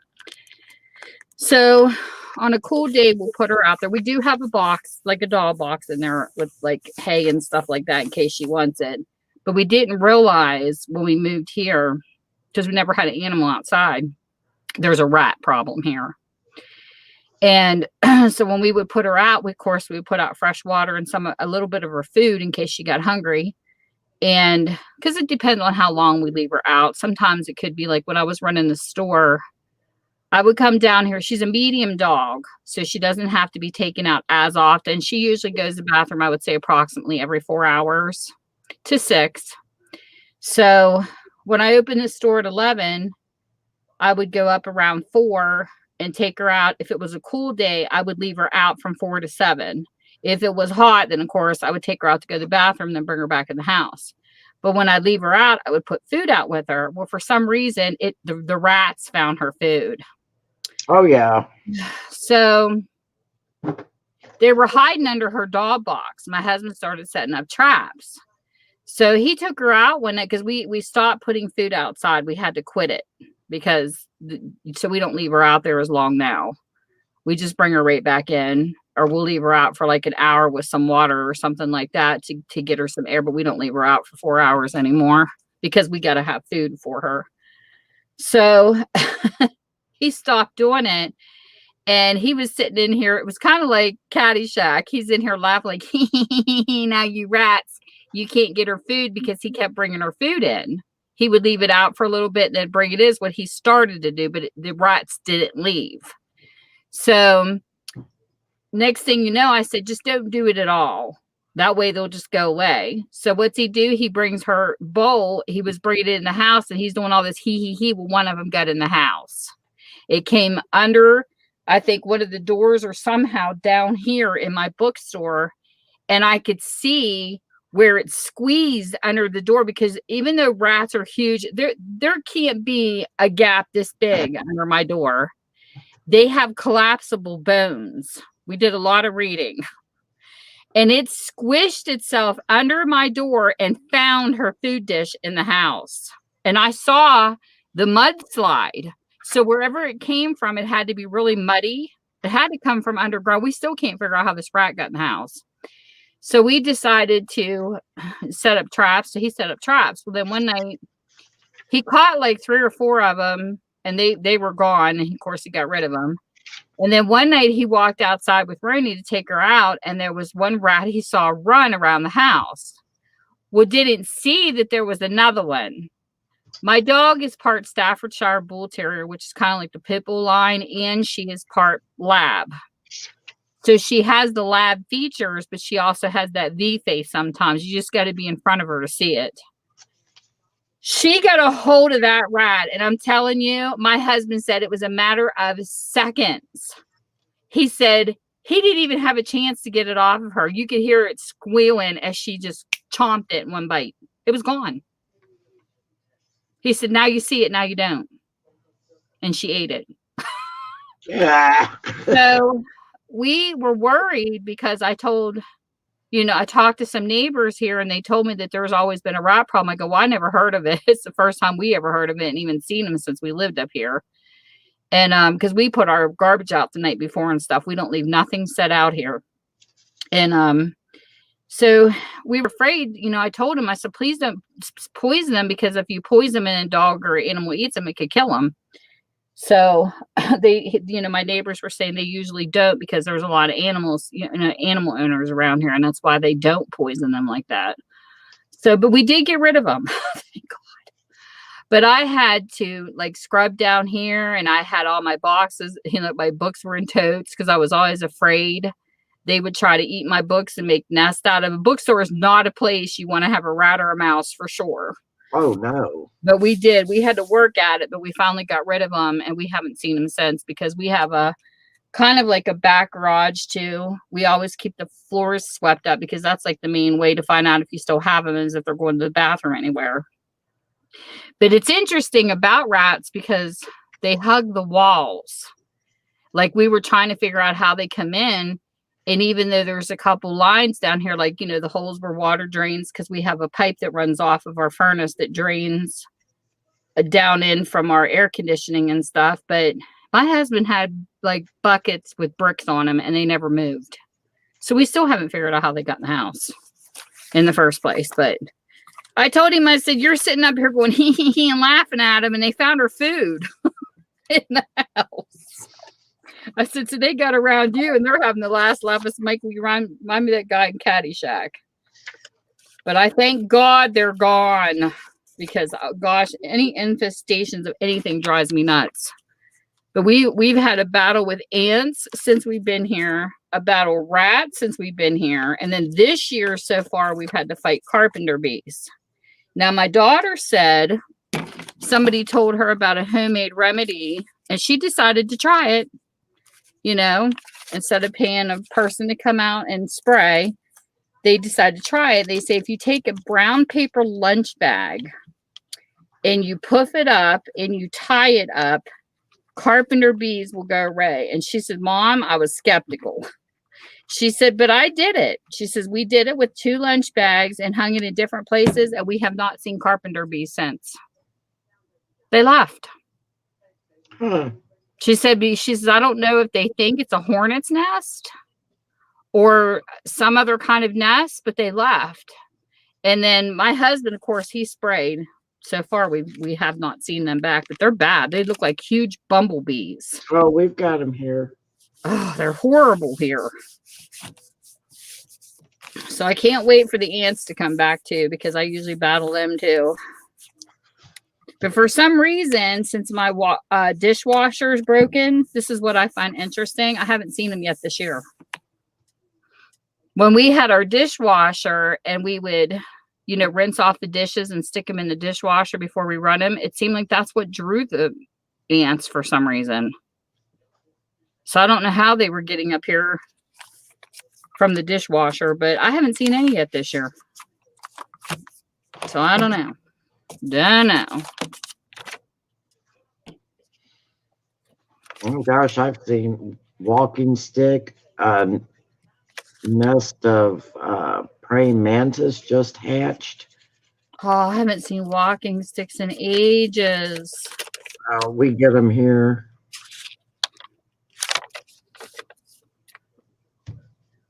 I used to see them when we would walk in the woods, like behind my parents' house, but I haven't seen walking sticks in a really long time. This one was up on my porch. I don't know. It's been a year for bugs. I don't know what went on this winter that they're out in force.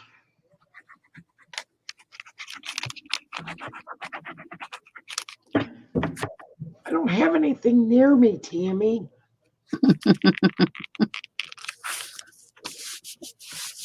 I don't know, Mel. This is terrible. You need some dyed papers.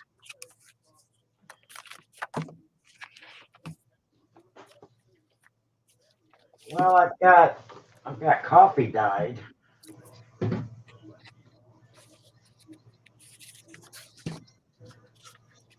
Work next in unless you were using them for something else, or if you just want it covered with words.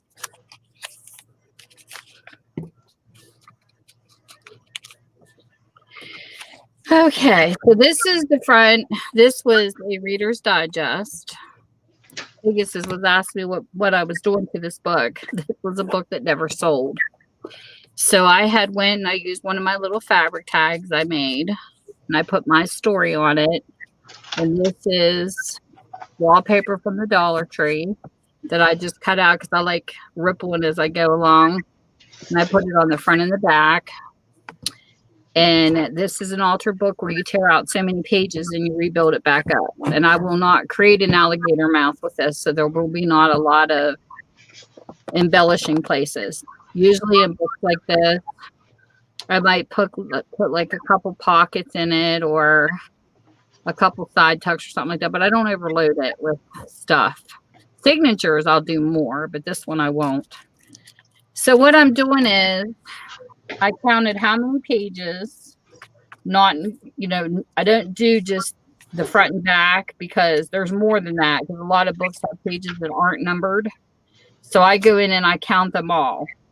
So this book started out with 588 pages and I divided it by 2, which gave me 264. So then I divided 50 into 264, and every 5 pages I ripped out like 5 pages. But in this one I did 3 because I wanted to leave a little more. So I ripped out about 3 pages because you got to figure out how many pages you want left. And usually for altar books, I went between 50 and no more than 100 because you got to recover the pages. So you don't want to have a lot of pages you have to recover to make it look like an alligator mouth. You got to know how much you want to take out before you even start the book. So where I rip the pages, I turn these into pockets. And what that means is I've glued here and I've glued here, and it covers where the pages were ripped out into a pocket. And I do them sideways. I do them where they go down in. I fold the pages back to make a tuck like this. And then I decorate it. And usually I use anything from magazines to scenic pictures to whatever the person likes. And this particular person that I'm making the book for, she likes country stuff. And she liked my mom's. I made one for my mom, and she saw it at her house and was like, oh, that's so cute. So I'm making her one. She just doesn't know it yet. It's going to be a surprise because I don't think she watches YouTube. So that's what I'll do. Now, this is one that's already completely done. So you get an idea what this will kind of look like, but better. This is more like a traveling one. And what I did with this one was turned it into like maps, and I left a picture that was in the book. And then what I did with the side tucks, I only left 2 tucks in this one because I didn't rip out as many pages. And the ones that I did rip, I just left. I didn't turn them into pockets. So I only left 2 pockets. I put cardstock, and I measured this by a greeting card. And I used my coffee dyed paper under this tab. And they can turn this into whatever they want to. They can journal on it, put pictures on it, doesn't matter. And then this is all the pages. This has got washi in. It's the first one I've ever put washi tape in. And this is all to write on. So this is what it'll kind of look like when it's done, but more pictures than the one I'm doing. And then here's the second tuck. Pocket. And there you go. And this was a book that came into my bookstore that had a gash in it, and nobody wanted it. It was even in the freebie section, so I turned it into an altered book.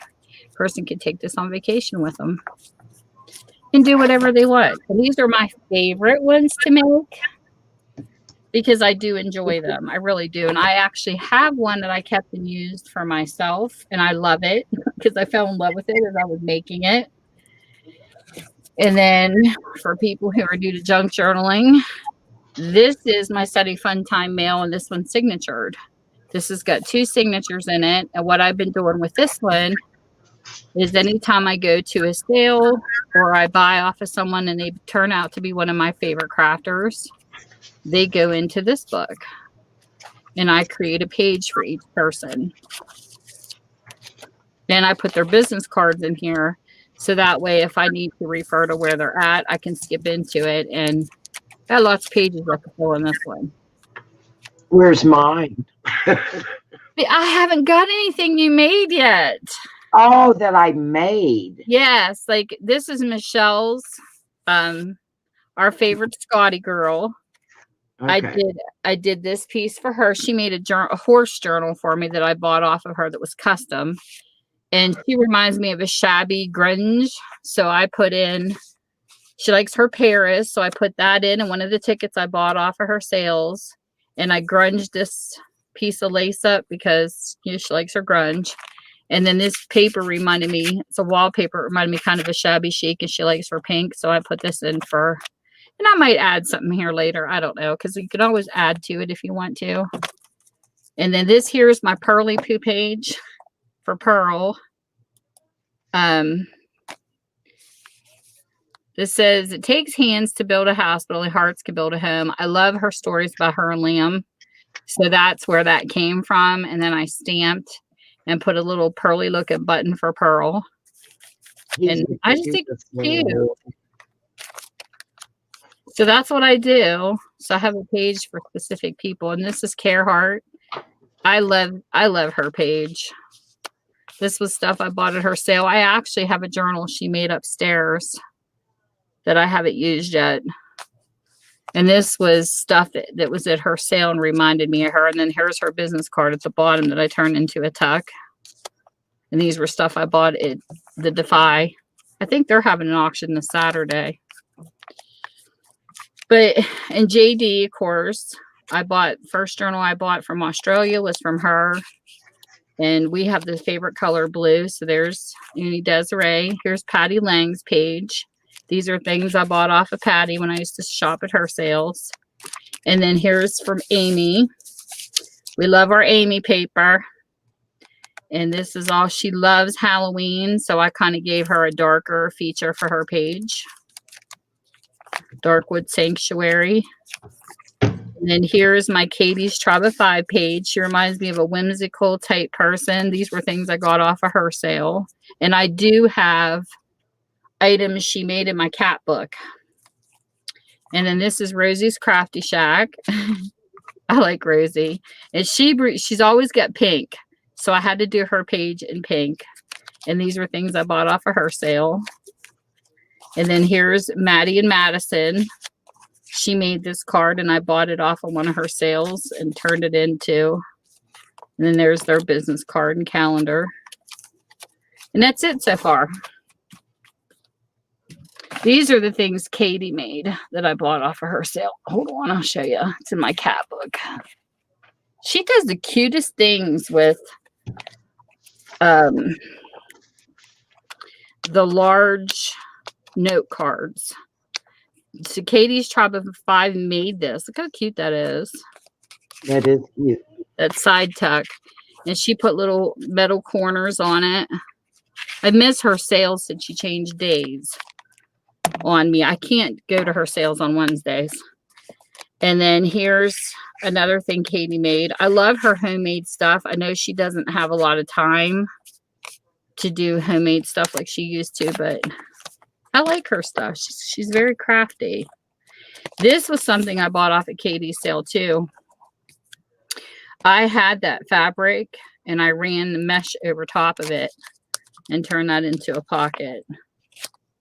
I miss creating. Like I need to really get back into creating more.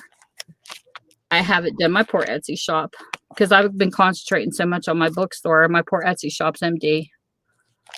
But it is what it is. I only got time to do so much in one day. I'll get back to it eventually. Whew. Did I show you the little book I got from BMA? Teresa, I can't think of her last name. Teresa P. We were bidding on a journal and she won it. And she felt bad. So when Els put up this one, she gifted it to me. And I think this is the cutest little book I'm going to turn into a brag book for my grandkids. It's got these cute little, look how cute this is. This is graphic 45 paper. And it's got all these cute tucks with different things on them. Els is very crafty too. I like her items. I haven't done a page on Els yet. I need to. Because Lord knows I bought a lot of stuff at her sales, but this is the first journal type thing I've owned from her. But this is cute. That would make a cute brag book. I love it. It's called Bloom and Grow. She did a really good job with this. I like how she ran this through a sticker. Isn't that cute? That's a cute idea. So it was really neat that Teresa did that for me. She didn't have to, and I thought that was so awesome. So that's what I'm going to turn this into. And it's so little. It's adorable. These ladies are so giving. And then Maddie still hasn't told me when she's doing the questions for Madison's card. She wants us to make a card and put information. This is the card I made for her challenge. Because I know Madison likes colors. So I did one of those rainy day things we were kids where you used to draw lines and color them in. And you do that. Isn't that cute? So I'll be sending that to Madison once I get the questions. Because they were going to do birthday drawings monthly. But I don't care if I ever win anything. It is what it is. I play sometimes, but I really don't care if I win. I just like doing it for fun. The only thing I would have a hard time doing is like design team stuff or things where you're on a deadline. I feel like because my time's so monopolized, it's hard for me to finish things in a time. Because look, I've been working on that one journal I haven't finished since October. I haven't even looked at it lately. My big revealing will be coming out at a very late date. Because I am putting everything I have into this journal, like everything that's me and thinking outside of a box. I never thought I would create a journal like this. It's totally not my aesthetic, but I'm impressed with the cover. I really love the cover of it. My daughter is the only one who got to see a sneak peek besides my hubby. She's like, "Oh my God, Mom." I go, "I know." It's like really going outside of the box, and I really want to put all the talents I have into one book where I'm at right now, because I'm sure there's a lot left for me to learn because I still feel like a newbie. I'm not new to crafts. I've crocheted since I was a Girl Scout, but I just never collected. Like I was never a paper collector and stuff.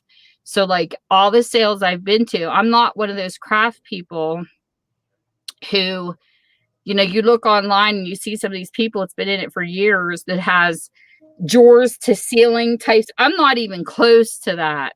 As many sales as you've all seen me go to, I'm not even beginning to be close to what these ladies who have been into it for 10 and 20 years have.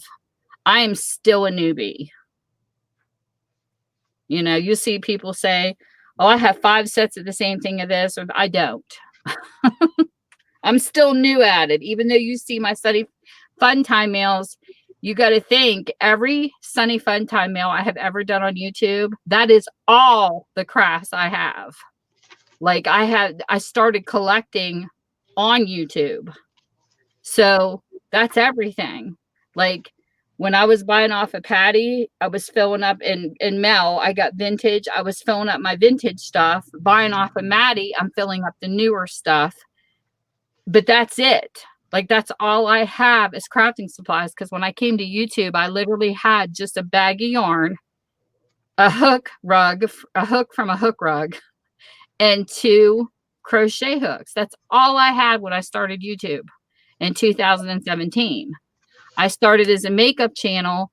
I didn't come in the crafting community until I think like a year later.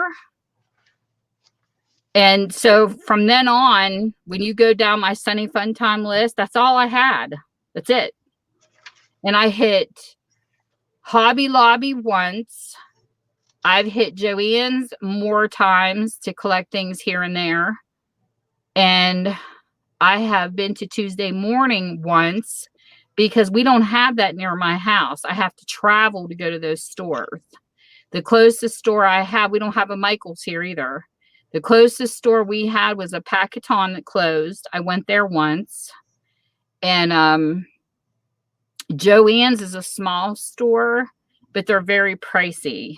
Like they're very high price. I think it's because they don't have no competition here.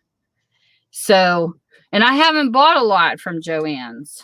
You know, I think I only bought like, I own no machines. I do not own a Cricut. I do not own Gemini. I own nothing like that. The only thing that I do is I sew by hand. I don't even own a sewing machine. I sew by hand and I have 2 Big Shots. That's it in machines.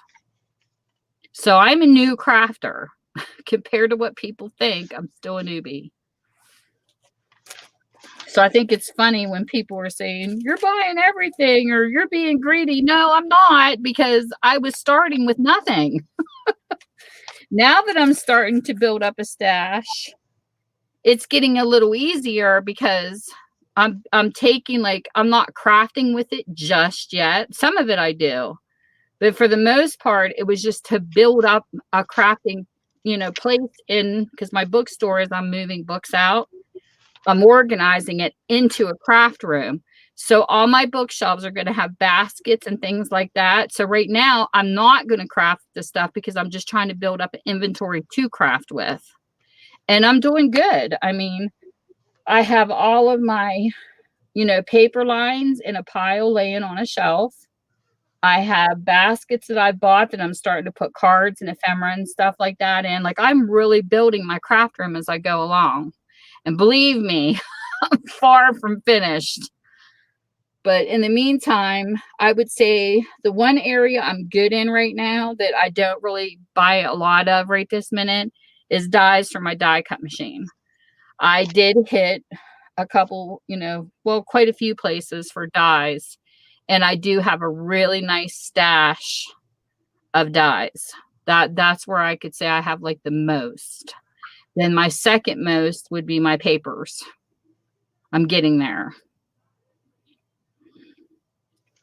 But I do like crafting papers. I like using my die cut machine a lot on crafting papers.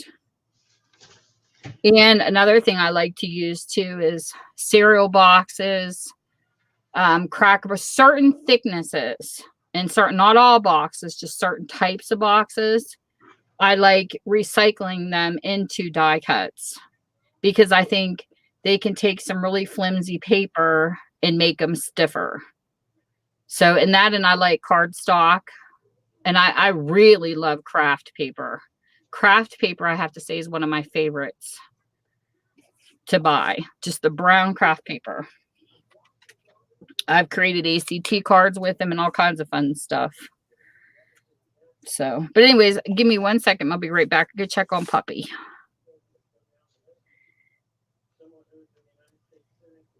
Cards with them and all kinds. Oops, hit the wrong button. But I'll be back. Just give me a sec.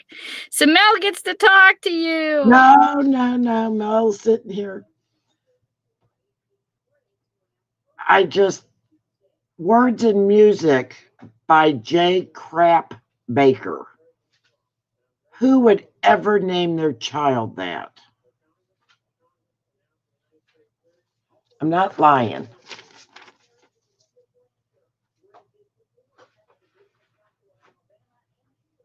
That's his name. Amazing. Well, I'm not a talker like Tammy is, guys, so you probably won't hear much from me.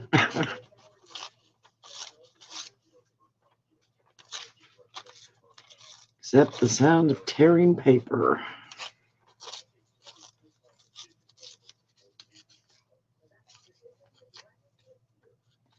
So is anybody crafting tonight or doing anything special?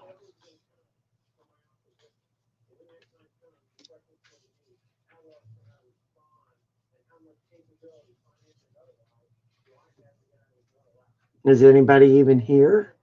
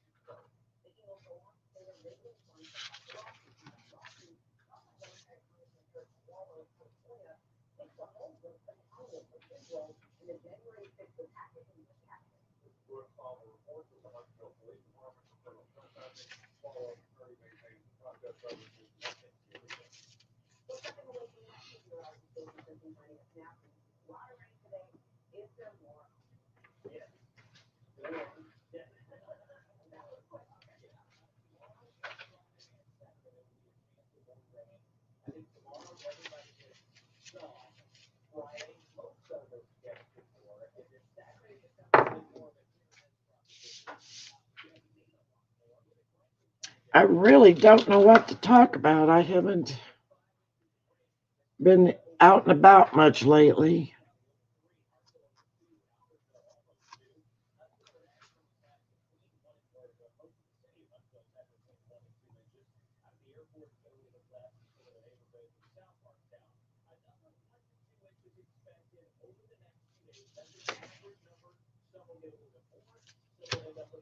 I'm not going to do that.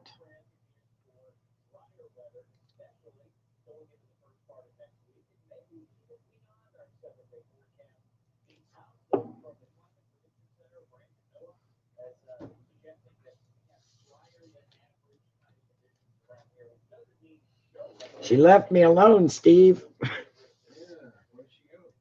to check on her dog.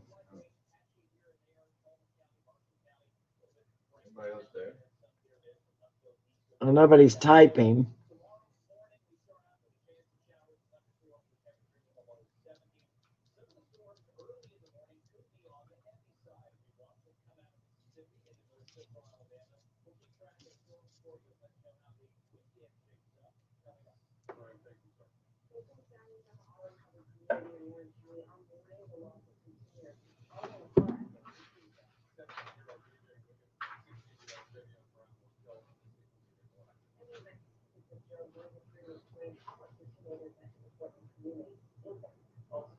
So who else still in chat?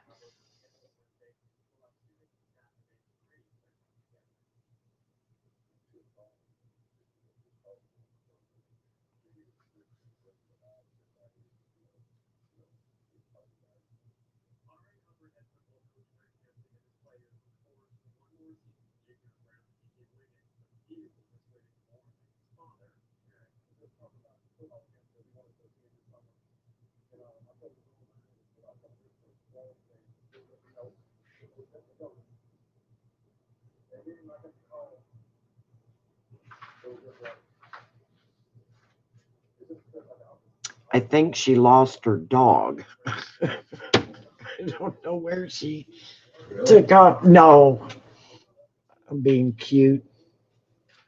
Har har. Har har funny.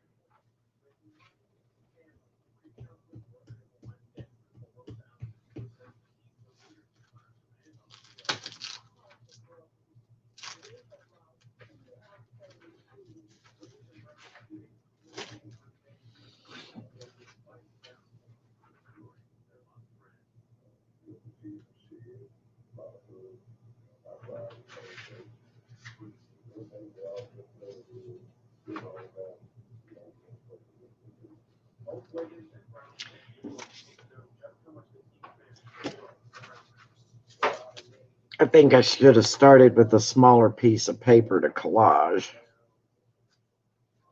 because I don't have all of this around me to do. And I can't get up because Tammy's not here.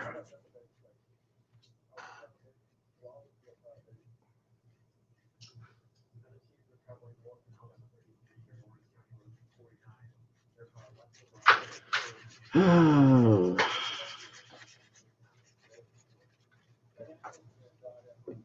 Oh my gosh, it's already 10. Good grief.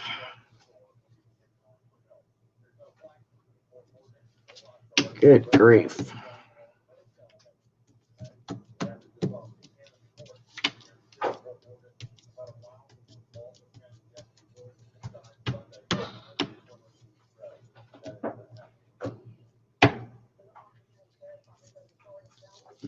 What I'm trying to do is use all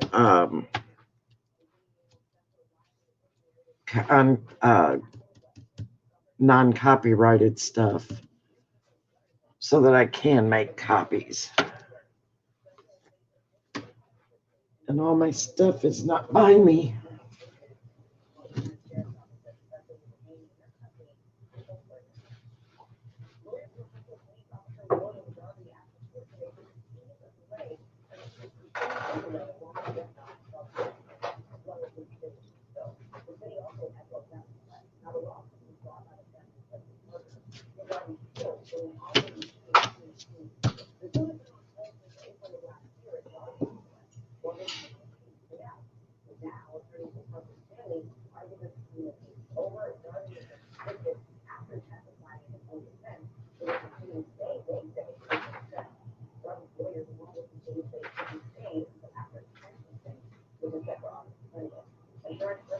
Why don't you come talk to me, Steve?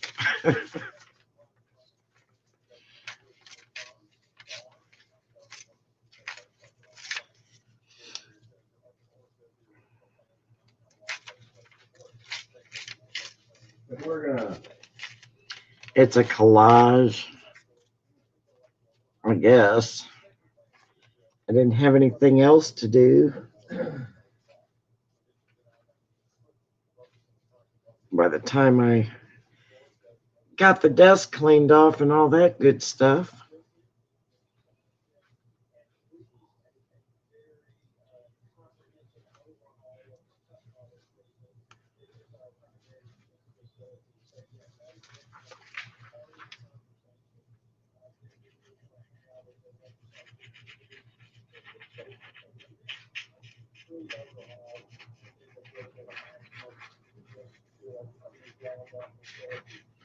So I guess everybody can sit here and watch me glue.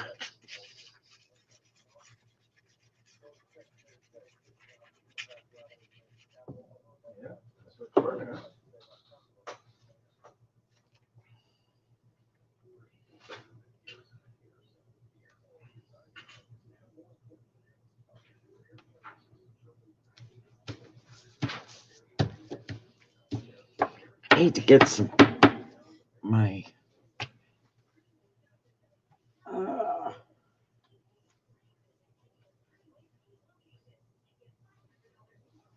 all my antique books.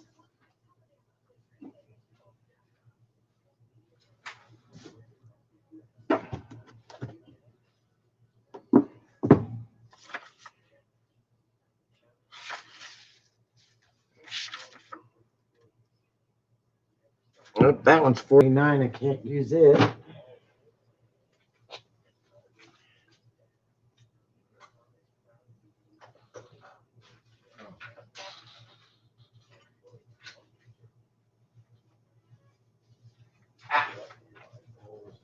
I can use this one.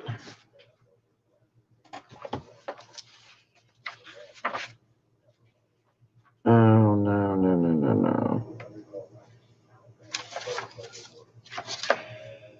No, I've already got music. I don't want music.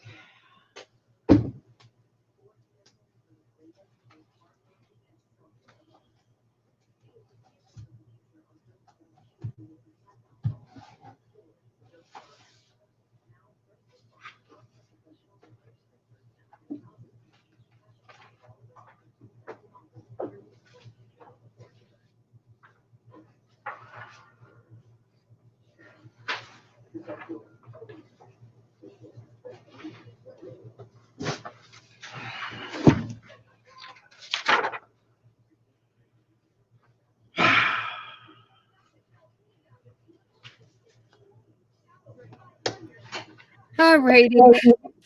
I swear my dog takes 50 years to pick a plot to go to the bathroom. She wears me out. Yes, that smoker's out of breath now. I'm still out of breath. Even though I quit in 2011, I'm still out of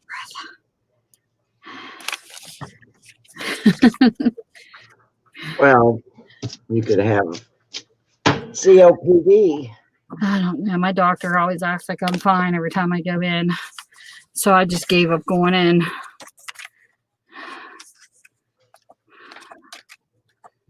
Do you have asthma? Not that I know of. Oh. When they did my stress test, he told me I had lungs of a 17-year-old. Go figure. I'm like, whatever. I don't feel like I have 17-year-old lungs. Sometimes I wonder about these tests. Okay.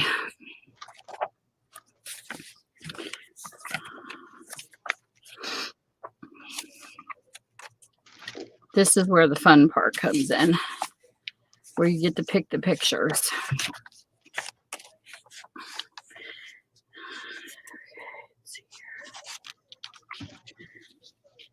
As you notice, I never measure. I just cut.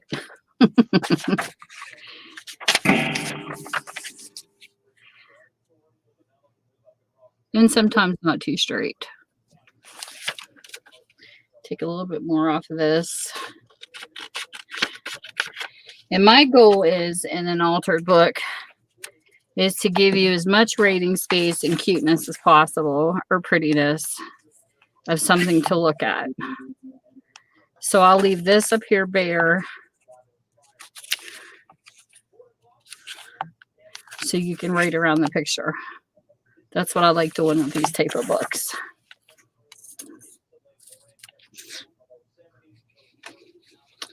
And I can honestly say, the first time I seen this, I did not do this on my own. I saw another crafter. Oh my God. I can't always mess up on her name. That did something like this, except she didn't use National Geographics. She used papers, and she has her own way of doing it. And she does a good job. Let me see if I can find her name. She was actually taking care of her mother. I'll be back, Tammy. Okay. Let me see if she comes up. I'll put her link in. She's a bigger YouTuber. Craft Arena. She has 118,000 subscribers. Let me get her channel up. And this is what she did while she was taking care of her mother. And I come across her videos one day. I don't know how. I can't remember because I didn't even know Alter's books existed. But there's her link. And she does altered books. And she does them amazingly. Everybody has their own reference. Like she talks about these crinkles you see sometimes in these when you glue them, how these have these wrinkles right here. She does her gluing from back to front. I don't know how she gets her smooth because I've tried it both ways. I still get the wrinkles. I've watched her videos a couple times, but she's who I actually got the altered book idea from. And then I just kind of like put my own twist on it and did my own thing.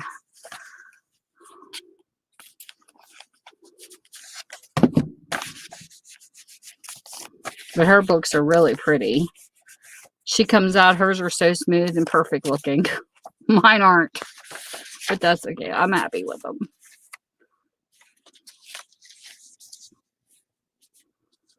And then this here, I don't want to use that piece, but so that's basically what I do is I go through and I find in these pockets here, I like doing something special. I like putting peekaboo pictures in right there of animals or something. But I love photography. And that was actually one of my loves since, oh gosh, so my mother bought me my first camera back in, I don't even know how old I was. I remember in 7th grade, I took a picture that got published later on, but I'll have to bring that book down here once I get my books all down here to show you. And of course, it's a picture of a horse. And I just basically flip through until I find something that I would go off and daydream about when I'm doing specially designed books. Like say for instance, how cute that flower is right there.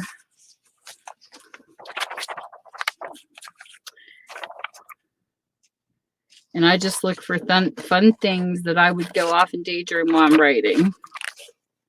And that's pretty much how I do my altered books. So instead of using like an animal to do this piece,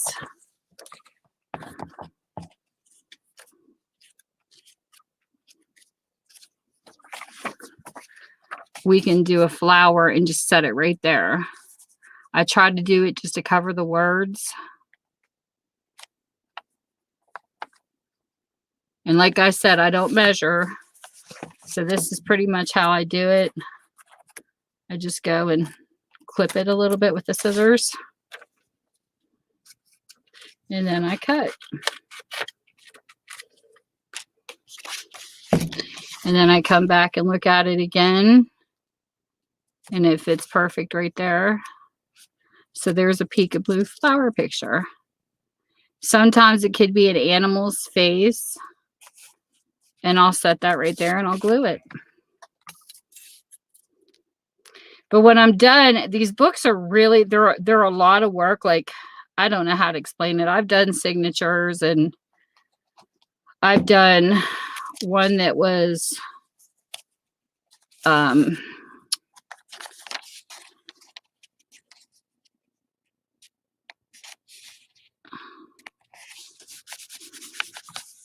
a spiral, not the plastic spiral, but the metal spiral. I've done one of those. Like, I experimented with all different kinds, but I just find these ones fun. I think they're challenging. I think they're harder because you got to put more time into them. Where signatures, I find the signature part hard to put the signatures in. Once I get going, I'm good, but I think they're a pain that way. But as far as maybe, like, it depends on how much crafts a person puts in them, like side tucks and things like that. They can be challenging too, but I don't know. I find these ones very challenging. I find them like a lot more work than the signature ones. But then it depends on how many signatures you do too, I guess. I've done 5 signatures, 2 signatures, 1 signature. So it just all depends. So let's see. I thought I had pieces left over. They don't look wide enough. One of the coffee dyed one. Let's see. We'll just use this one. And then what I kind of like doing with these ones is a little abstractness. That's what I call it. So I'll put that there. Turn the book sideways. Remember, I'm a lefty, so I might look backwards to some people. And I'll just cut this straight up through here. Put that aside and use it for scraps. And then I pretty much just decorate.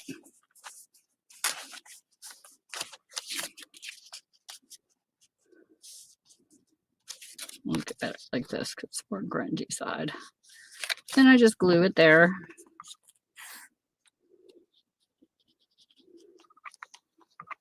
These are my funnest pages right here. I love doing the ones that are bent back.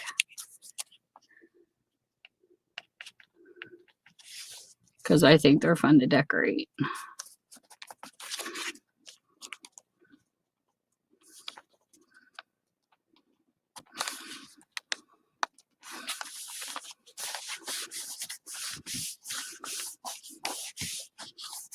And people can use paper trimmers if they want to be a little neater. I'm not neat. My definition of a junk journal is to be not neat.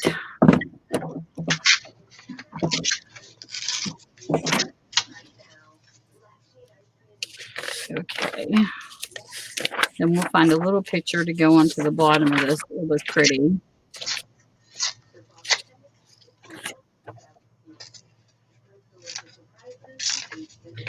This is a white duck-tailed deer wades through a duckweed in a Wisconsin pond. So we're going to get this deer out because I want the deer in this picture.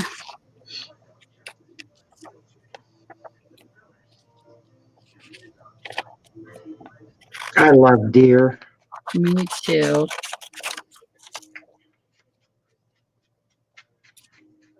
My husband used to be a hunter, and now that he's gotten to be a sappy pappy, he's like, I can't do it.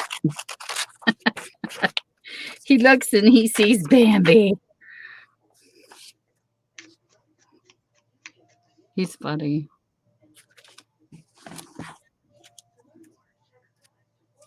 This is my measurements, people. Bear with me. I don't know if I want to use that.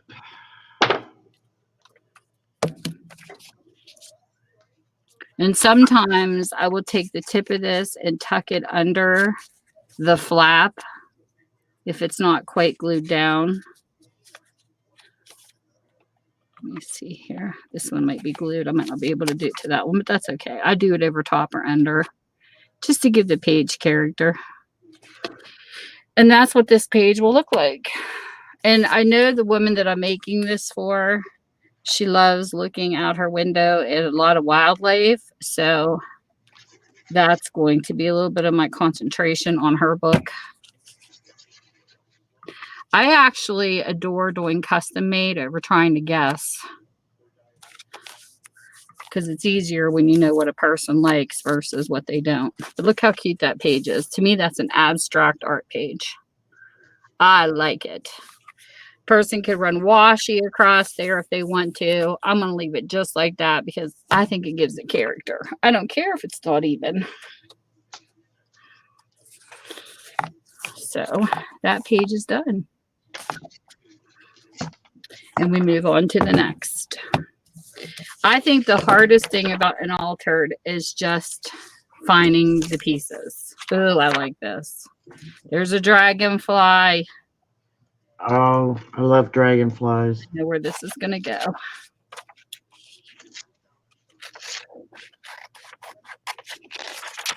National Geographics are awesome because you get such a variety from them.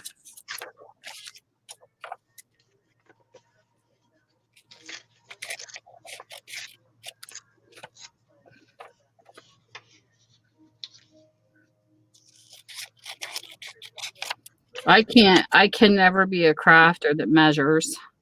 I just can't. I would suck. Because to me, a junk journal and life and people, nothing's perfect. And I can't. I'm definitely not the epitome of perfection when it comes to crafting. Now I'm going to go back to that first page I saw and look how that covers that perfectly. And I could leave it square, but I'm going to make it round because I love my little punch tab. I've tried Frisco's or whatever it's called, Fiscos. I don't like their stuff. I do like some name brand, some off name brand, but I do like a lot of Memory Keeper stuff. Fiskars, I don't like them because every time I get their, I do like their measuring for cutting stuff. Like I have their measuring for cutting fabric, but I do not like their paper cutters because every time I use them, their blades go way too dull too fast. It's like you go through like so many papers and you can't cut no more. It chops your papers. So I just quit using it. By the time you put out money for blades, you might as well buy a new one. And that could get costly.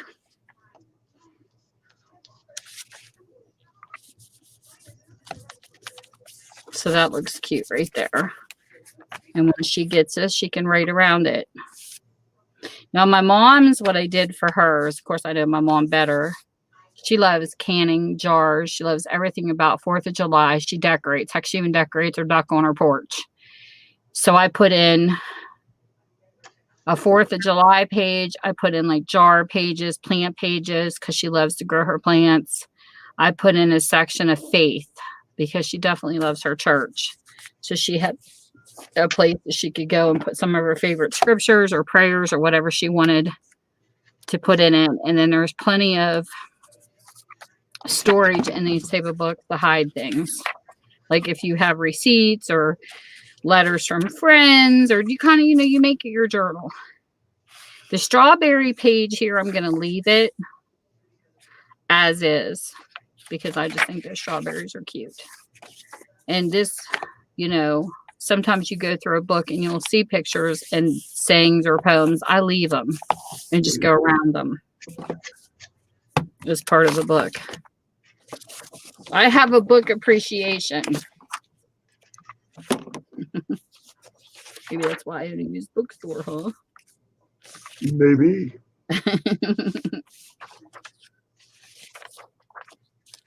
Because I love my books. Now this here is so pretty to me. Oh. See, these are the types of photos I wish I could get out and take. If I get a running vehicle that's decent again, I might. 3 vehicles. We just had one fixed and the other 2 are iffy. We're trying to get there. And I put the paper clip here just to mark where the pockets are. So whoever gets them knows where they are. Or I put tabs in them so you can find them. This page I love. It's leaves inside of water. Like a really shallow place. Oh, pretty. I like that. That's pretty. Love it. So to me, what I want on this page is I want to keep this bottom leaf in this part. So I'm going to go around it. That's what I said. It's to me, these magazines, these National Geographics are just the magazines that keep on giving. Every time I go through them, I feel like I see a new picture. Love them. So I cut down there. I'm hoping I can keep that little pool in there too. And I cut up here. This is my measuring. My way of measuring.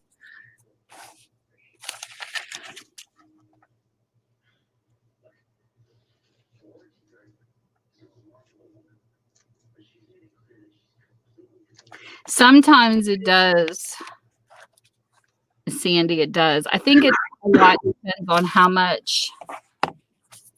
how many pages you leave in these type of books. But I love them. I spent 4 weeks on one on my channel. I can't remember who got it.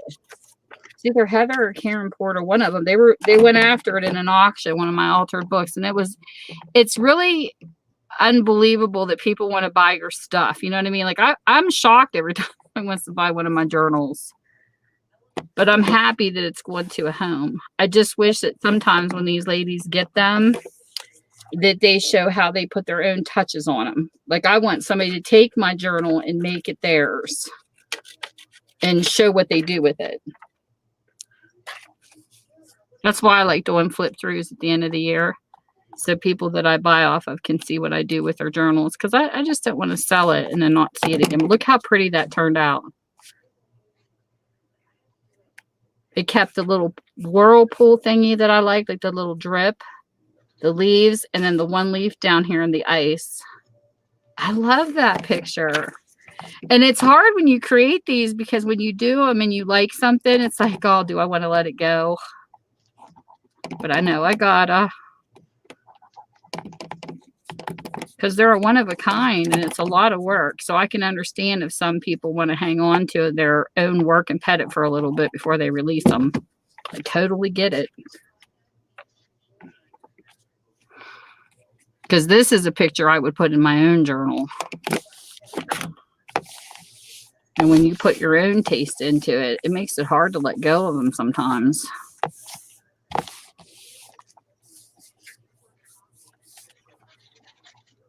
But I love that picture. That looks so good. And I like the contrast with the pink.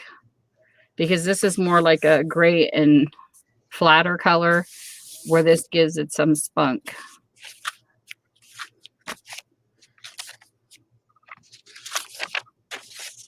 So, and I don't know if I'll cover these or not. I decide that usually at the end because I kind of like the marble look. But I could add like a pocket or something. I don't know. I just don't want to cover that though. If it's plain white or something, I usually do. But having the marble, I probably won't. And then this is what my finishing touches are to this particular book. It's just filling in all the pages that I didn't put writing. Because these are the writing pages. I fill it with pictures. So what are we going to put across from the deer?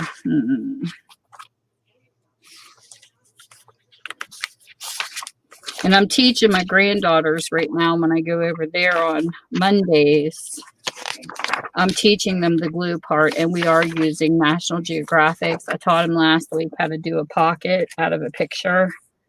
how to take a marker to outline a picture, to accent it, and to take your scraps and turn them into a frame around a picture. That's what we worked on last week.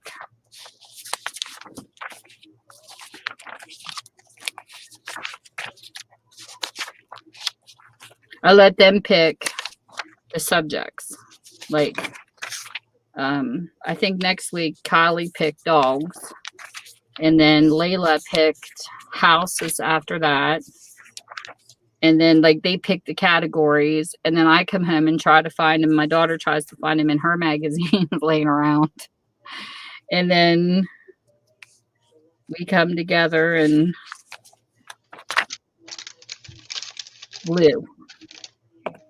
She ran out of glue sticks last week, so I had to buy them glue sticks. I helped her out. She's a busy mama with 4 kids. And there was a bunch of scraps Christina sold in her sale, KK. She had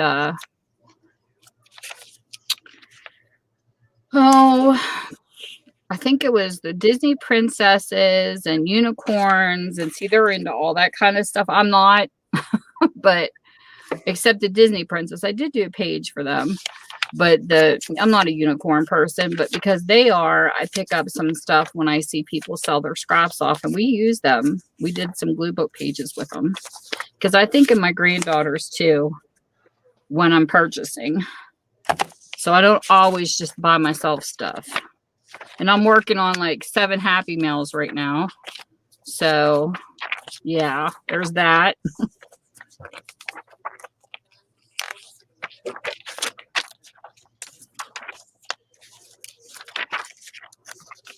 And Layla picked people one week too. Now that was me outside of the box. I usually don't like people. I'm not one of those Timmy people. I don't like people in my art.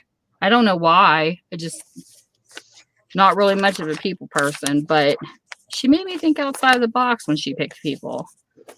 She come to make me appreciate it just a little bit more.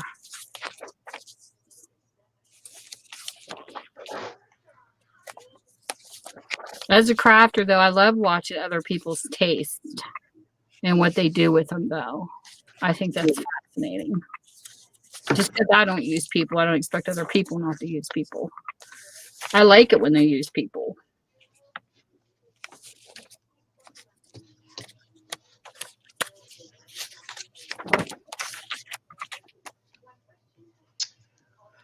Well, you're doing good over there. Look at you collaging away. Oh, I should have this done. No, take your time. Make it look great. All my stuff. I don't have my stuff. Oh, one granddaughter picked flowers coming up too, so I can't use all my flowers. It was really hard. Let's see, I love the botanicals and Me too. Good night, Sandy. Oh, night, Sandy. Hey, Safina, how are you? Hi, Safina. Yeah, she picked florals, so that's going to be fun. But I got to make sure because a lot of these magazines I used to make so many books, I was running short on pictures, and I was like, no, because we did land animals, and it was under the sea ones. I couldn't get a hold of some because I used them to make a journal. So it was like, oh, uh-oh, I'm in trouble.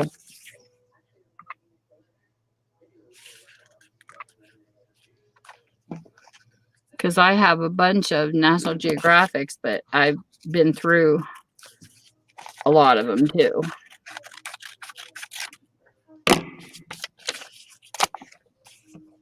So now this one, I'm going to use this picture to measure this. I'm going to turn this into a 1/2 and 1/2.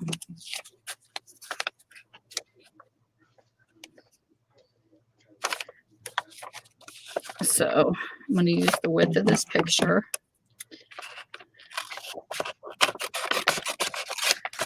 To cut down. And then I'm going to set this here. And I'll have this set under the picture a little. So I'm going to measure it like this. That way it'll give a person a little bit of writing space underneath the picture. So I said, this is like the hardest part, I think, is just getting the pieces and the decoration that you want. Once you get that part, it's easy peasy. Let's get this piece off here.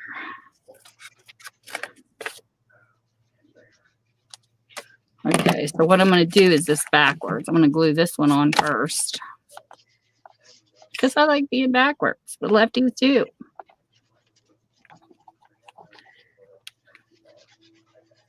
Should see Livia watching me when I'm over there cutting. It's so funny, Mel, because she's a lefty too. And she's in a house full of right-handers. So she sits right next to me when I'm doing, she's watching how I'm holding my hands because I felt so sorry for her because her being with right-handers, I was watching her cut like this.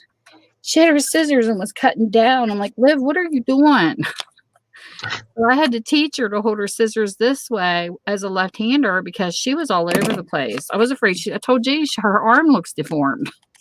The way she was holding those scissors was awful. And she says, I'm glad you come over here as a left-hander to help her because you're the only left-hander that can. My mom's left-handed, but she doesn't really craft, so I hope Livia learned something. I'm sure she does. Yes, I am, Safina. Livia loves to study when you're study everything you do when you're around her. It's cute watching her.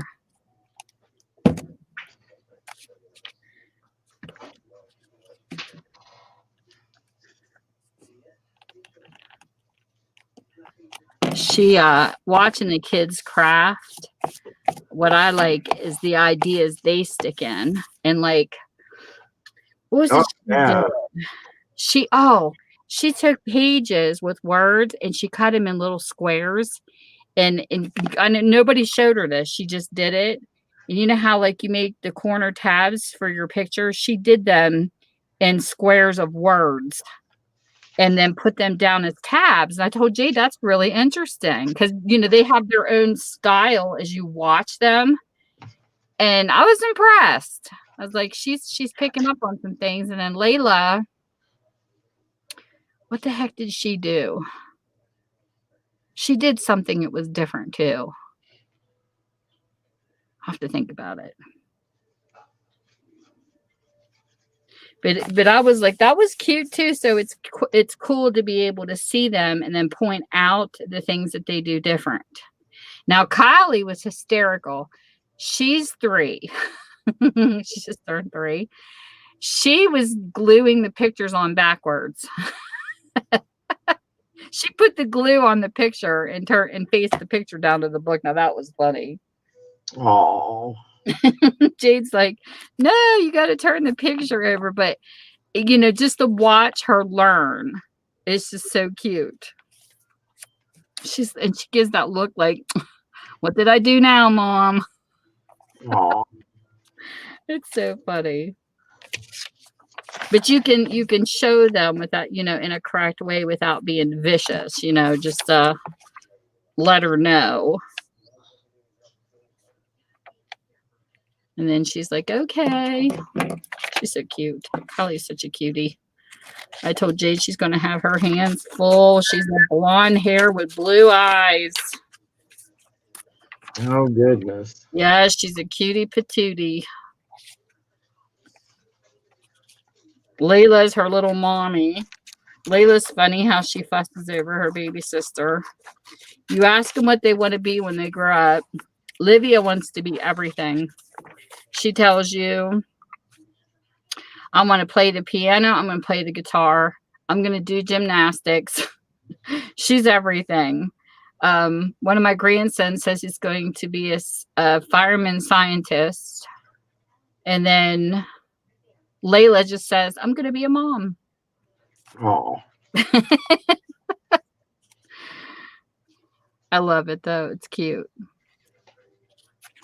Says, I'm going to be a mommy.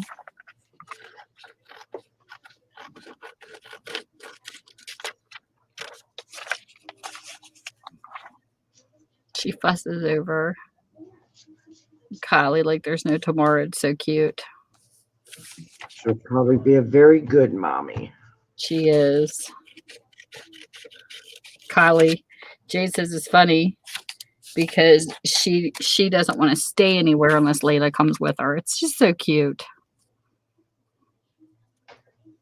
She's like, I want my sissy to come with me.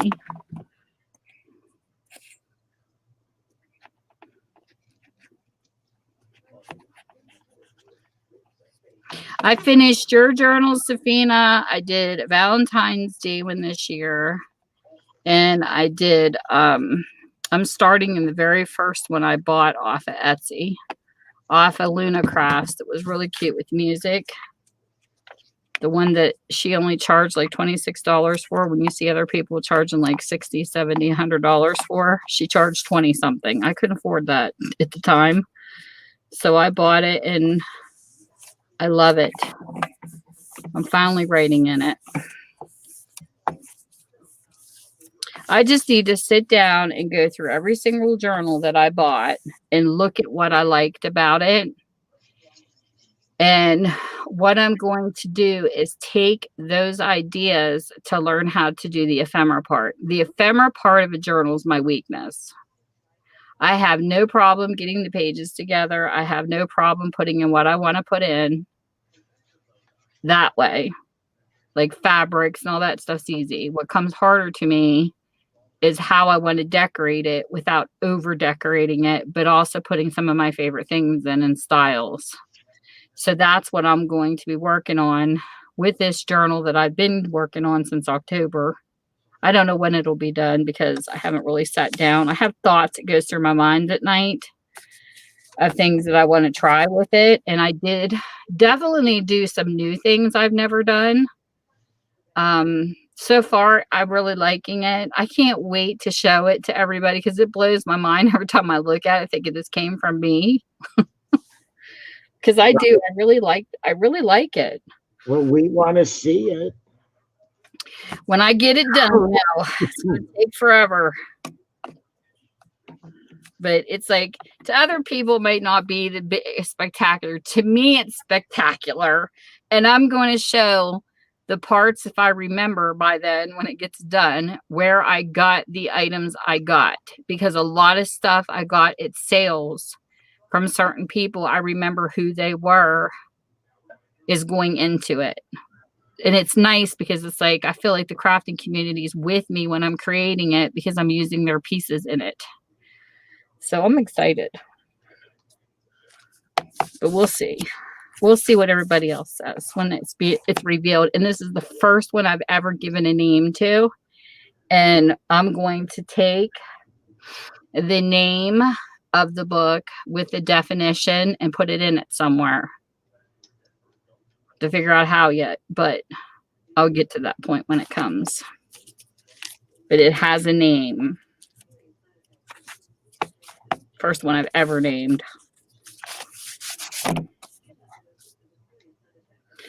So I'm pretty excited. I just feel like, how am I going to do on the ephemera part? I don't know.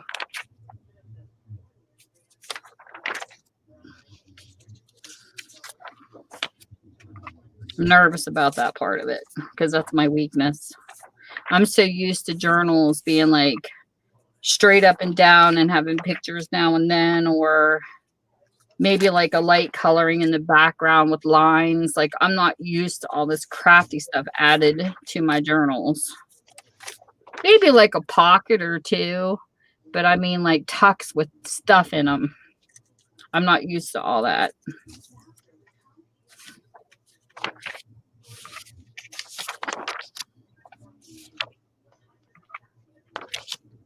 Oh, I like to make ephemera.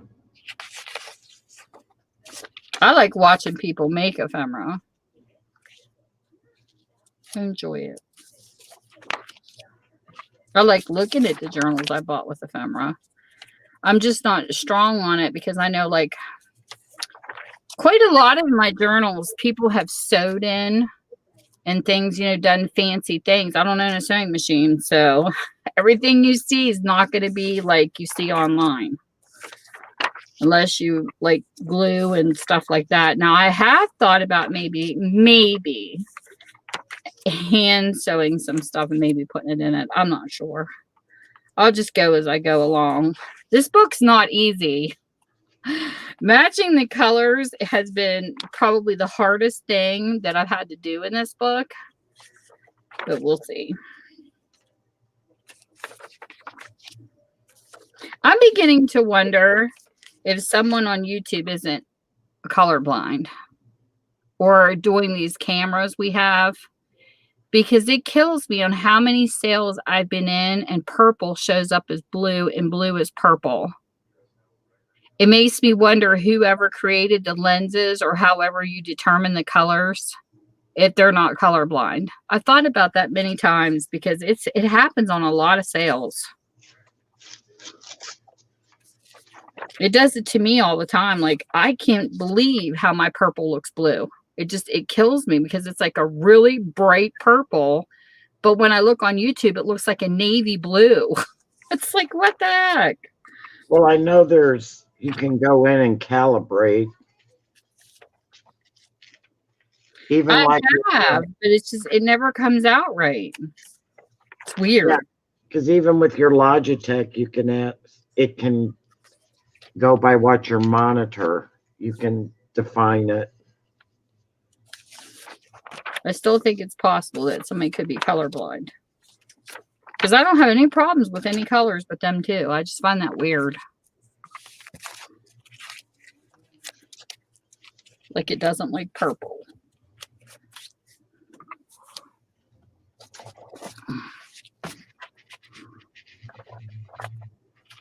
It's just probably picking up more of the blue out of the purple than it has to do with the monitors and the like RGBs or whatever. Boy, don't I sound technical. You come a long way, Mel. You come a long way.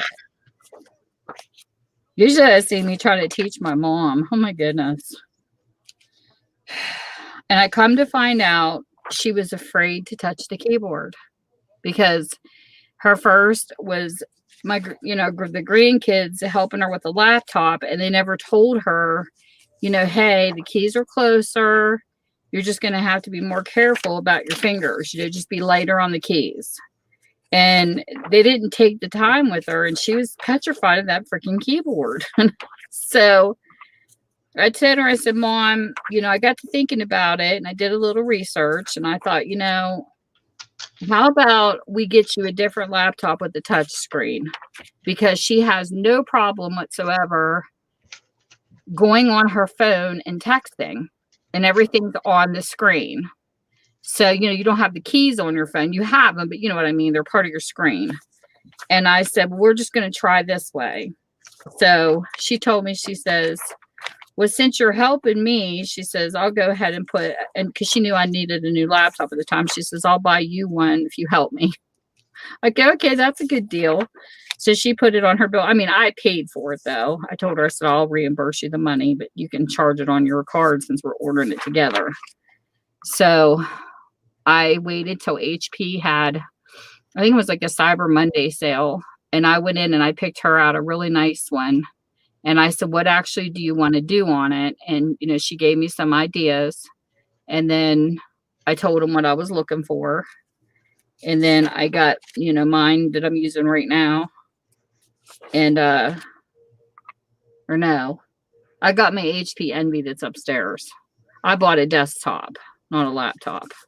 I have my Dell down here. Heck, I have a Toshiba. I have every brand in my house, I think, except a Gateway. And, so she turned around and because I had bought a Toshiba off of her, she couldn't do it. And she got it from AARP or something. So I gave her $100 for it because she got it free for signing up. And that's what I do my orders on. And So she's sitting there and everything come in and I showed her. My dad says, "What have you done with your mother?" She would not stop playing with it, Mel. She loved the touch screen. We got her playing, because of her mind and everything. She has hard times remembering certain things. She fell in front of her church on ice and had a little bleeding on the brain. And she remembers some things from the past, but she has a hard time with the short term. So Yeah. I set up like solitaire and different things that I knew she liked. And she sat and played it for hours. She was like, "This is so great." So she loves the touch screen. She did way better with it. And then my dad. 1 minute he's on his phone, the next minute he's cussing it and he's throwing it down. Because when you're older trying to get this stuff, it's hard. And she told me the other day, my daughter, she says, "Mom," she said, "he signed up for Facebook just to search some things, but he don't have any friends on it or anything." She says, "But he found, how Facebook comes up with suggestions." They come up with this lady Brenda that cooks. He's all about Brenda. She does her stuff this way and she does this. And she says it's hysterical listening to Pat. She says, because he's all about Brenda. When Brenda comes on, I watch it. It's a cooking show. I have no clue who this Brenda is, but my dad loves her. Oh my God, he's so funny. But he would call me on the phone. "I need a part for this tractor with this long serial number." Like I always was looking up stuff for him because he hated using technology. Oh, he's comical, but now he's getting to the point where he's using a little better. I'm happy. I'm happy that they're learning a little bit, but it had to have been a jolt. I mean, I know it was a jolt for my generation. I can only imagine the people who were older. I can't see my grandmother on a computer. That would be so funny. My grandma was still alive. I could just imagine. She would be like, "What the heck is this shit?" She would be. Oh my goodness. But my parents were afraid. My mom was 87 and never used a computer. My dad did.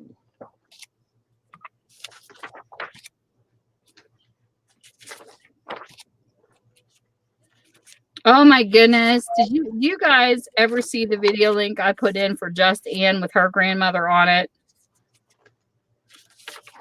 I don't I know. tell you, this is one of my favorite videos of all time on YouTube. Let me see if I have it still in my watch list. I saved it so I could share it.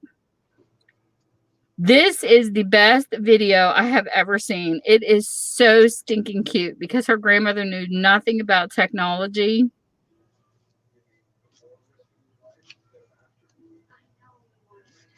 And I posted in once and a couple people watched. They said, "Oh my gosh, it was hysterically funny."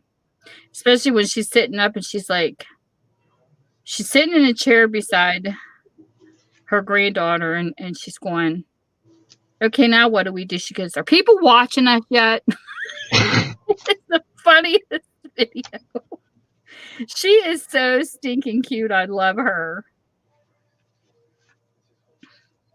Just Ann was from the makeup community. I remember when her channel was really small. She actually won a giveaway off of me, and she's really climbed. She's doing really good on here. Here it is. It's Chat with Me and my 91-year-old grandmom. Let me get it. I saved it to my watch list just for this purpose, to be able to share it with people, because this is the best video ever. I love her grandma. I told her, I said, I want to adopt her. Here's the link. Save it in your watch later list, and when you get a chance, this is definitely a must-see. Awesome video. She's passed away now. Like I've known Ann, since when they were alive. She was a caregiver for her mother and grandmother, and I think they're both gone now.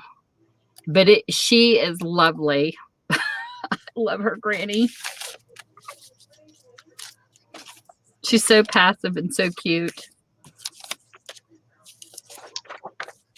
That's my recommendation for the week. You want to see a beautiful video of a beautiful person, watch that one. I love it when people share videos like that. If you ever find a really cute video that you really, really love like that, put it in your watch. Hey, Bonnie! There's my sister from another mother in another country. But if you get the chance and you see that link I put in there, Bonnie, it's a must-see. It's one of my favorite videos. If you ever see anything cute like that, save it to your watch later list. And then when you come in here with your blue, you can share it. Because I love stuff like that. Late as usual. Hi, Bonnie. Find you, Bonnie. Oh, Safina, I wasn't prepared tonight, so I'm just doing some kind of collage board like thing. And struggling with allergies. You know, it's 11 here, Tammy. I keep everybody up late. Well, Steve's got therapy tomorrow, so Oh, does he? Yeah. How's he been? Has he been a good patient? Yeah. Thank goodness his blood pressure stayed down this time, though. He doesn't give you a hard time like my hubby. He doesn't get disgruntled.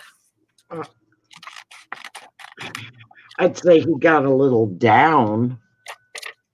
The first day of his physical therapy, they stopped because his blood pressure went way too high. Right. Has he been crabby or has he been pretty mellow? Is Steve a mellow guy? Oh, Steve's mellow. I'm the crab. Well, that's good that you got a mellow hubby. Mine can't handle it. He's like, he hated me the first 2 days, and then he's like, I can't stand sitting around. Oh, anybody who knows us, if somebody says somebody did something or that Steve did, they don't believe it because they believe if I did it. No, seriously. Troublemaker, Mel. Not a troublemaker, just stand my ground, I guess. No, I just think it's funny. They call us all troublemakers that stand our grounds. Did you know that? Anybody that likes to stand up for the truth is a troublemaker. Well, I don't let people bully me. Let's put it that way. That's a good thing. And even though, well, I guess I have been bullied, but I chose to walk away from it. Let's put it that way.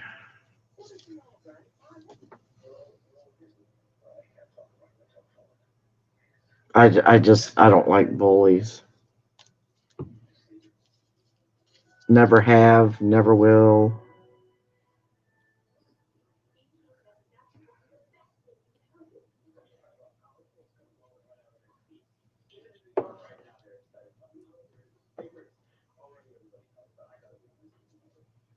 My hubby found this interesting gadget. Let me see if I can bring it up to show you.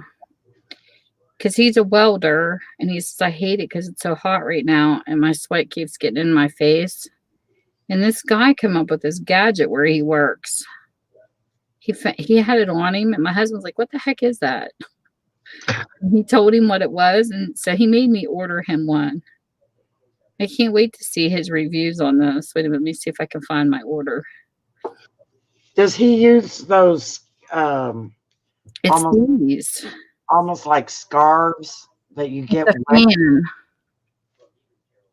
This is what we ordered. It hangs around your neck, and it's a fan. In your face. Well, I know they've got those scarves. This is what it is. You see it? Yeah. Huh. Isn't that cool looking? They let them wear that with welding? Yeah. Oh, buddy. All right. You have a good one. Thanks for stopping in.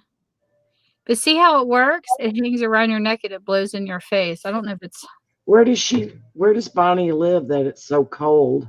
she's in Australia. Oh, But this is neat. And you get a warranty with it. I was teasing him out because he likes dark colors. I said, I'm gonna make you a sunshine. I'm gonna buy the yellow white one. He's don't you dare. I want the blue and black one. He's so funny. I love to tease him. But they come with a warranty and everything. Like you can check in like a protection plan and stuff. It's really cute. It's really neat. I said, that's kind of interesting, as long as it doesn't get in your way. my daughter's leaving Sunday for they're doing national park tours. She's gonna, I don't know how many she's visiting, and that might be good for her.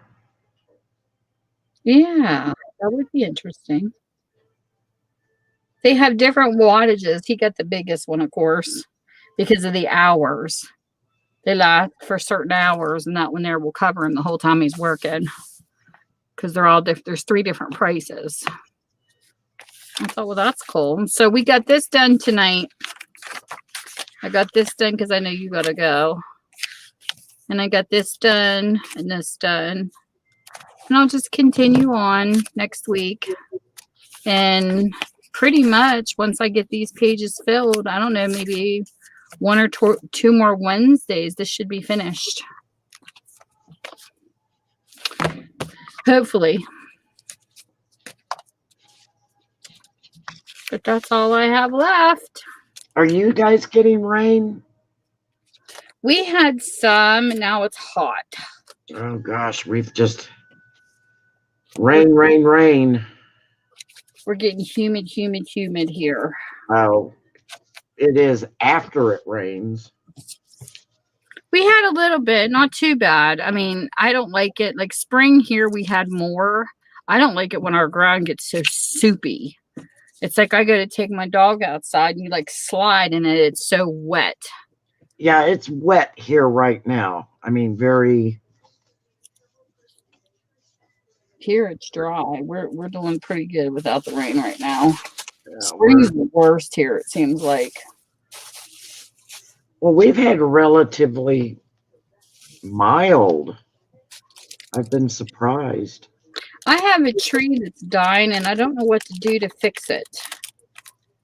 I took and I was looking up some videos because it was on our old property and we had it re-excavated up here and it was looking good. And now it's starting to go downhill. And my husband had his cousin look into it. He's a tree reservationist person. And he gave him some ideas, but it's like a lot of the trees still blooming, but through so many branches, there's dead ones. So when I looked it up online, it said to snap the dead ones off. So I've been going through the tree when I get a chance. I've been snapping off the dead branches, but it doesn't look good. And it's sad because it was one I had got at Lowe's in the 90s. I think it was right after my daughter was born, Kristen. It was in the 90s, 1990. It's a Japanese blood red, and it's beautiful. It's prettier red than a red maple. That's why I liked it. And it really shows up in the yard when it blooms, but it's not doing very well up here. My other property had a lot more water in it because there's like springs under the ground. And it kind of gave it a little bit of a, I don't know, like a mossy look around the bark of the bottom. But up here, it's drier. So I don't know what's causing it to die. Can't figure it out. But I don't want that tree to die because it's so pretty. It's tall enough where it gives off like a decent shade. I'll have to take a picture of it and show you. It's really pretty. Is it the cutleaf maple? No, it's just a Japanese blood red. I don't know if I can Blood red. see if I can pull it up. Well, you did have a pretty intense winter.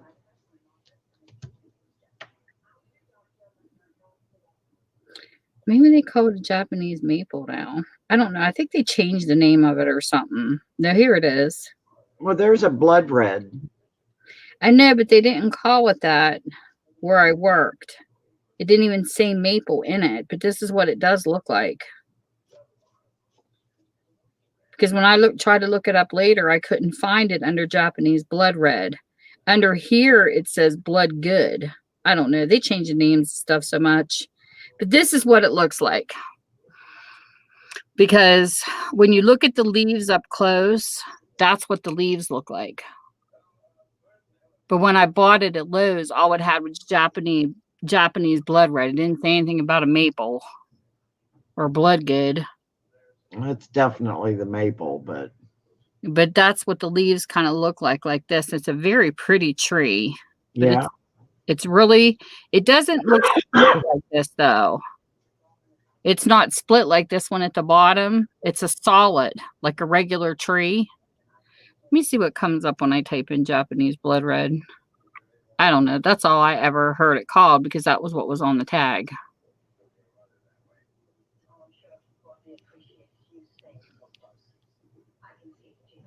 Okay, they say Japanese blood red maple. Yeah. They say blood good, blood red. I don't know. Like I said, they changed the name of it. That's why you have to go by the scientific name. It's weird. Well, everybody bought it. calls something by a name, but it's the botanical, the scientific name. The store was wrong. My mom's got a beefsteak begonia plant. Couldn't think of the name of that thing. And you can't find them here. And it was something my grandmother gave her, and it's the coolest plant I've ever seen. It's got these huge leaves that almost look like elephant ear size. And well, not quite that big, you know what I mean, the flap. They fall when they get these flower part that shows up, then the leaves look like they're dying. They droop. And then when my mom cuts the blooms off, the leaves come back up. It's the weirdest plant I ever seen. And Mom said it's called a beefsteak begonia. Have you looked it up? I couldn't find it in any of the plant books I had. When did you transplant that tree? Oh, it's been about a year or two.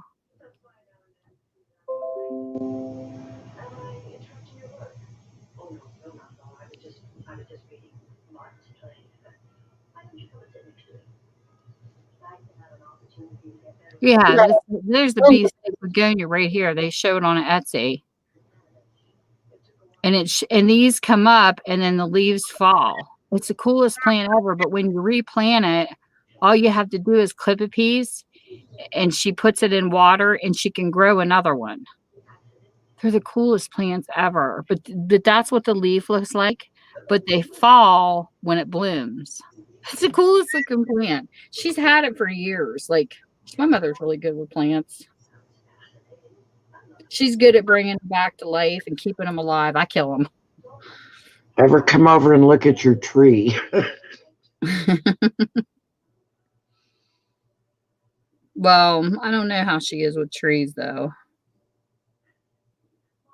She's more of a plant person than a tree person. But my husband, hey, he grew pot back in his youth.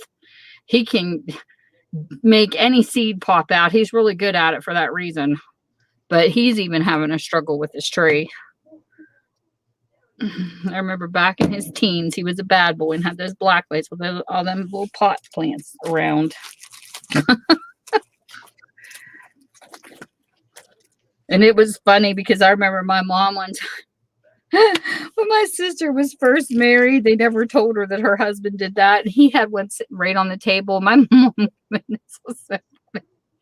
she's touching the leaf of a marijuana plant going, oh my God, look how beautiful this is. It's so green. What kind of plant's this? I've never seen one of these before. My sister's like flabbergasted. I don't know, Mom. It's just something, we picked up random. We have no clue what it is. That was funny.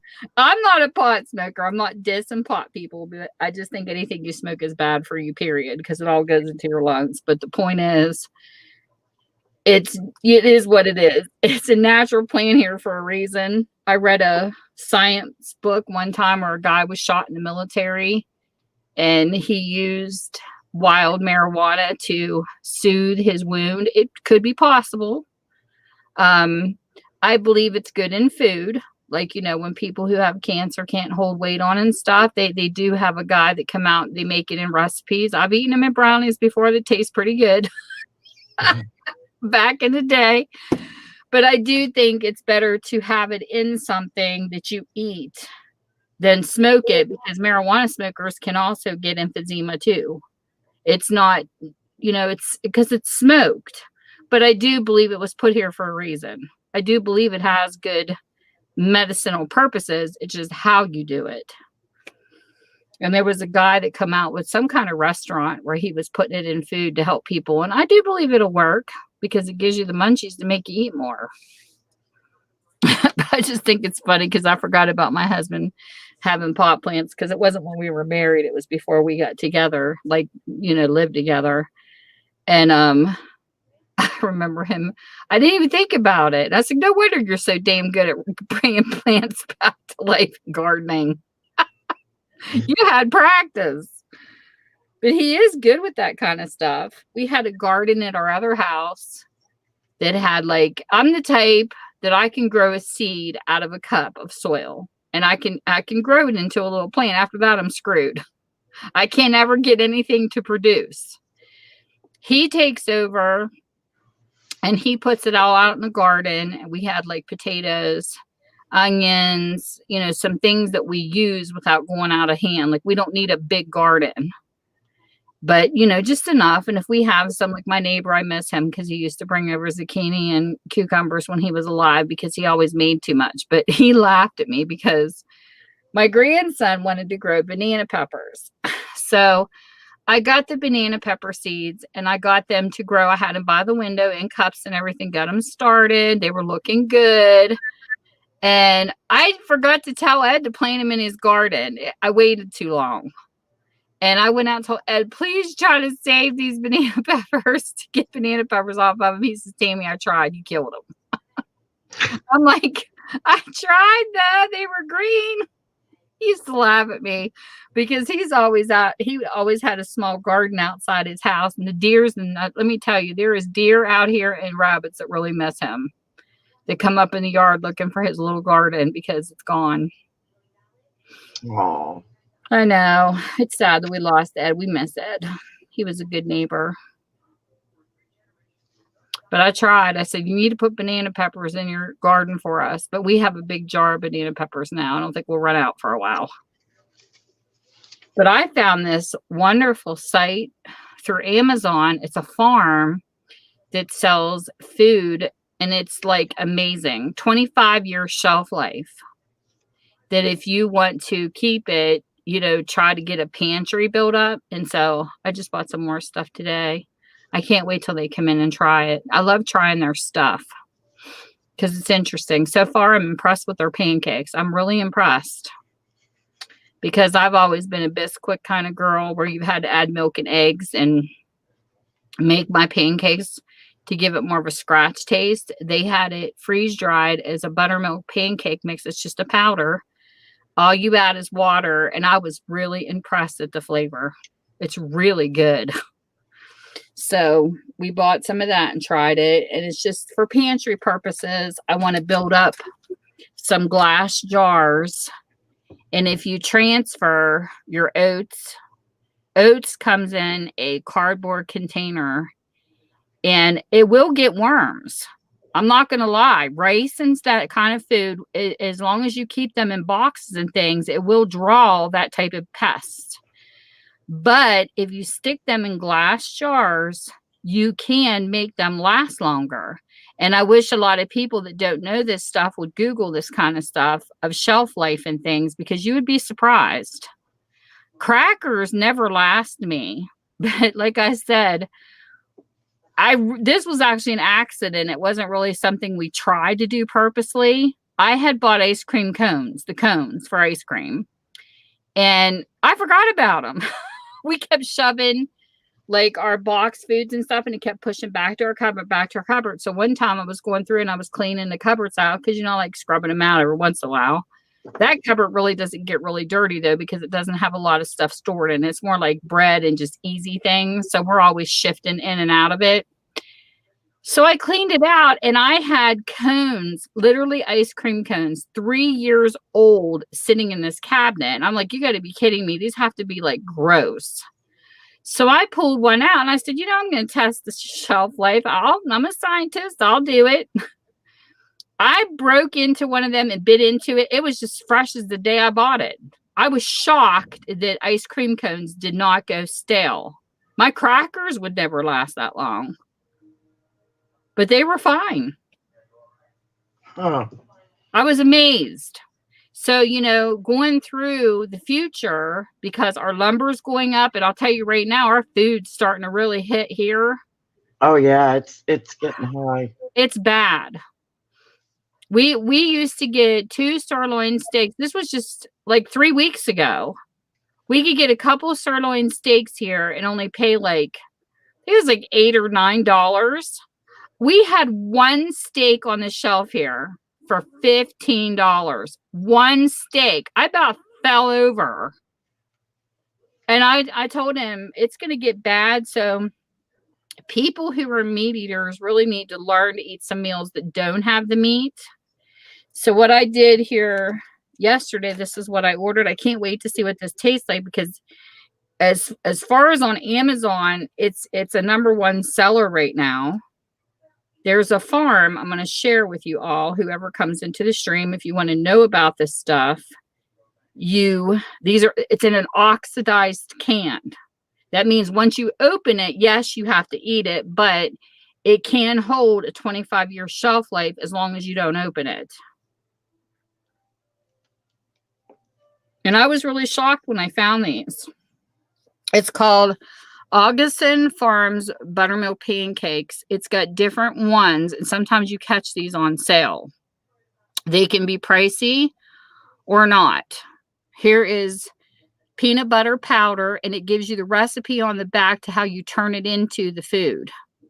And you can pull it up on Amazon before you buy it. And this is only like $12.38. You get 2 pounds. That's a freaking lot of peanut butter.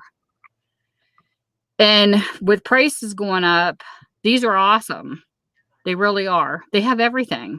They have banana chips. They have orange drinks. And it's all powdered.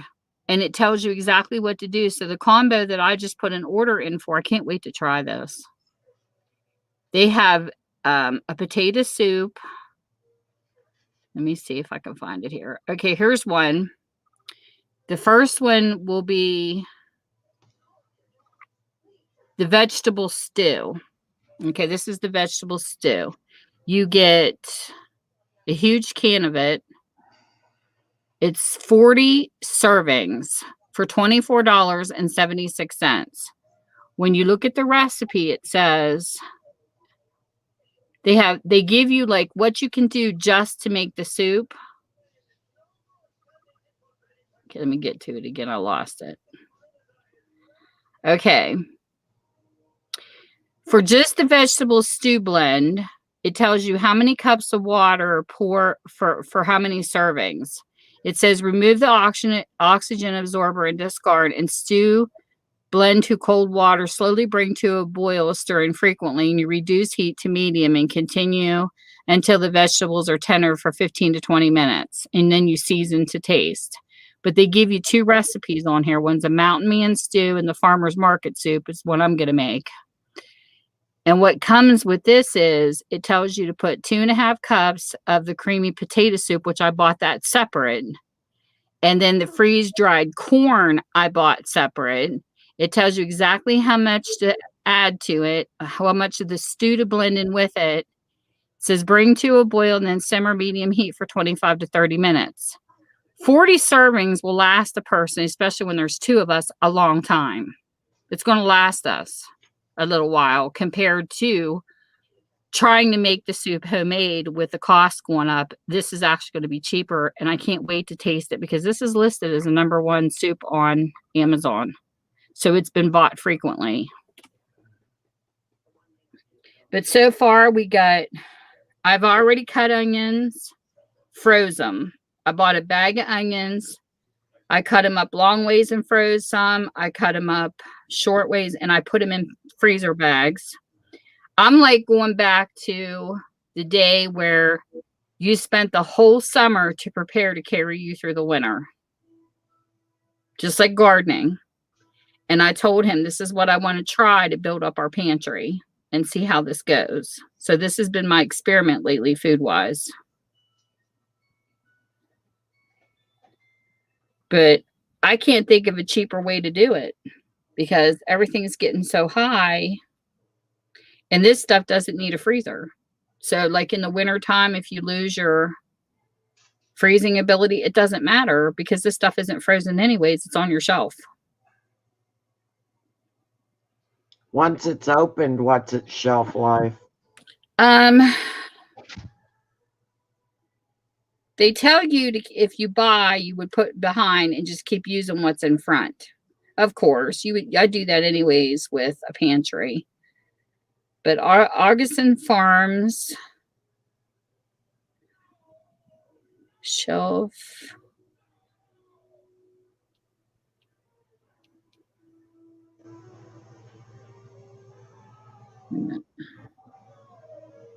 After opening. It says, open products will last up to 1 year when stored in a cool, dry, dark place after they're opened. Without them being open, if you want to have them just to have it in abundance, it'll last 25 years on your shelf.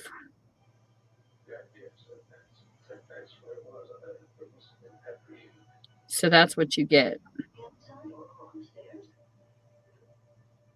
And we can use a can of that within a year. They have a video on Facebook that you can go listen to under Augustin Farms, and they talk about their products. They have sliced strawberries, everything. It's all freeze dried. They have potatoes that look like chips, and you just put them in hot water for a long time to tenderize. I kind of boiled mine instead of waiting the 25 minutes or whatever for hot water. Because to me, it's the same thing as a potato chip. So that's what I did. And then seasoned it. My seasoning, I think we bought Link sausages because you definitely want seasonings with the potatoes. They're very bland without a seasoning. We have Mrs. Dash and different seasonings we add to our foods anyways. But it's amazing to find this. And how I discovered this was the lady that does my taxes. She used to be... she carried an office in our town. She was the magistrate. And she told us about it. We got our taxes. She had a box come in. She goes, oh, yeah, I got this cool stuff. And then she started talking about it. I go, what is that? And she says, with the price hike that's coming, we are preparing as a family. And she was buying this. And I go, oh, that looks interesting. So I told Mike when I come home, I said, we should try it just to see what happens. And I'm glad. Because I have a Sterno stove anyway, so if something happens and we lose electric, I can still use this stuff. Well, Tammy, it's 11:20, almost 11:30 here. Yep, it is exactly 12:29. Hubby's home. He's upstairs cooking mashed potatoes to go with the meat that I cooked earlier because I made cube steak and mashed potatoes, or cube steak and gravy for dinner. Ooh, I love cube steaks. Me too. So we're going to prepare, but we are learning how to try to cut it back on the meat some and eat other things. Like I've been learning some rice dishes and how to flavor them. One of my favorite noodles, I'll share a recipe that's one of my favorites. Before we go, is I like buying egg noodles. Now, I don't like mushy noodles whatsoever. My noodles have to have a certain texture when I eat them. So I boil them approximately between 7 and 10, depending on the size of the egg noodles. But I like buying a package of Lipton onion soup mix. They do have off brands, doesn't matter. And I get butter. And once the noodles are done and drained, I mix all that in together and they make the best flavored noodles. They are so good. And I'm going to try that with rice. So we're trying to find different non-meat meals, just in case, because, I remember as a kid, I don't know about you, Mel, but I remember as a kid, my parents, they only had meat like twice a week. That was like a luxury. The rest of the week, we had just certain types of foods that mom made, like tuna casserole and stuff like that. But they always preserved the leftovers. Like if she made roast potatoes and carrots, the next day she would make it into a gravy and call it hash, and we would have it over toast. Yeah. Like they never wasted their leftovers. They found another way to reuse it. And like potato cakes, they made mashed potatoes. And if they had mashed potatoes left over, they turned it into potato cakes. There was always something new, but I do want to cook more without meat, just for the simple reason they're not only shooting up our meat with stuff, but we are lucky because we're surrounded by farmers. So we don't always have to buy from the store. There's, we do have places to go when all this stuff happened with COVID, and what happened in Texas was terrible. They were lined up for hours trying to get food. Here we had a big farmers market. Nobody starved because there's a lot of farmers around us. We have like farmers markets in like 2 or 3 places around where I live. So we always had fresh vegetables and things like that. But the cost is going to go up for everything. So my advice is try to find different ideas, Google stuff, learn the shelf lives, learn what you can freeze. You can freeze chopped up onions, peppers, things like that. We freeze all that kind of stuff. The only thing that I found you can't can is noodles. My mother is a canner, but like pasta is not a thing you want to freeze and can. That's not a food I would do. I think it would be very soggy, but that's just my thing. But that's what I've been studying here lately to try to prepare, because you just never know. Well, unfortunately not. So I hope it helps some people out there, because I know one of the other crafters I was talking to, she was not raised with a canning family. She did not know things you could freeze, and she was amazed at some of the stuff I was talking about. So that's a good topic. And if anybody has anything to add that can be frozen and done like that, please feel free to add it to my stream to educate people, because there are some people out there that were brought up in foster homes and they don't know this stuff. They didn't have the proper teaching. Because I know, like I've ran into quite a few people, and somebody asked me one time when I did a cooking video, why did you do all these like easy, details? I said, because some people didn't have parents to teach them things. So when I do a cooking video, I always do one very, very in detail. And I follow another person, Sugar Bay. She's been showing a lot of vegetarian. Now, we don't have here locally, I don't have a restaurant I can go to and order plant-based foods. They don't have that around me. So it's interesting watching her, because she's in California and she talks about, different styles of food you can eat that's plant-based. It's really interesting. I was very interested in a lot of her videos she showed on her channel. Yes, Mel, I'm going to. Hubby's I gotta go. going to be saying, get up here and eat dinner with me, woman, because we eat dinner real late at night because he gets home so late. Steve doesn't. He's been going to bed early, so. Anyway, good night, everybody. I enjoyed it. Everybody, good night. I mean, you can stay and talk, Tammy. No, I'm going to go too. I'm tired. Okay. All right. Well, tell Mike hi. I will. Tell Steve hi. I hope he feels better. Okay. Everybody be safe. Be well. And I'll Thanks for being a guest. If you ever want to come up, just let me know. Okie doke. All right. All right. Thank you. Have a good night. Good night. All righty. Night night. And thanks for everybody that come in to watch and participate. You all have a great evening, and I'll see you soon. Bye.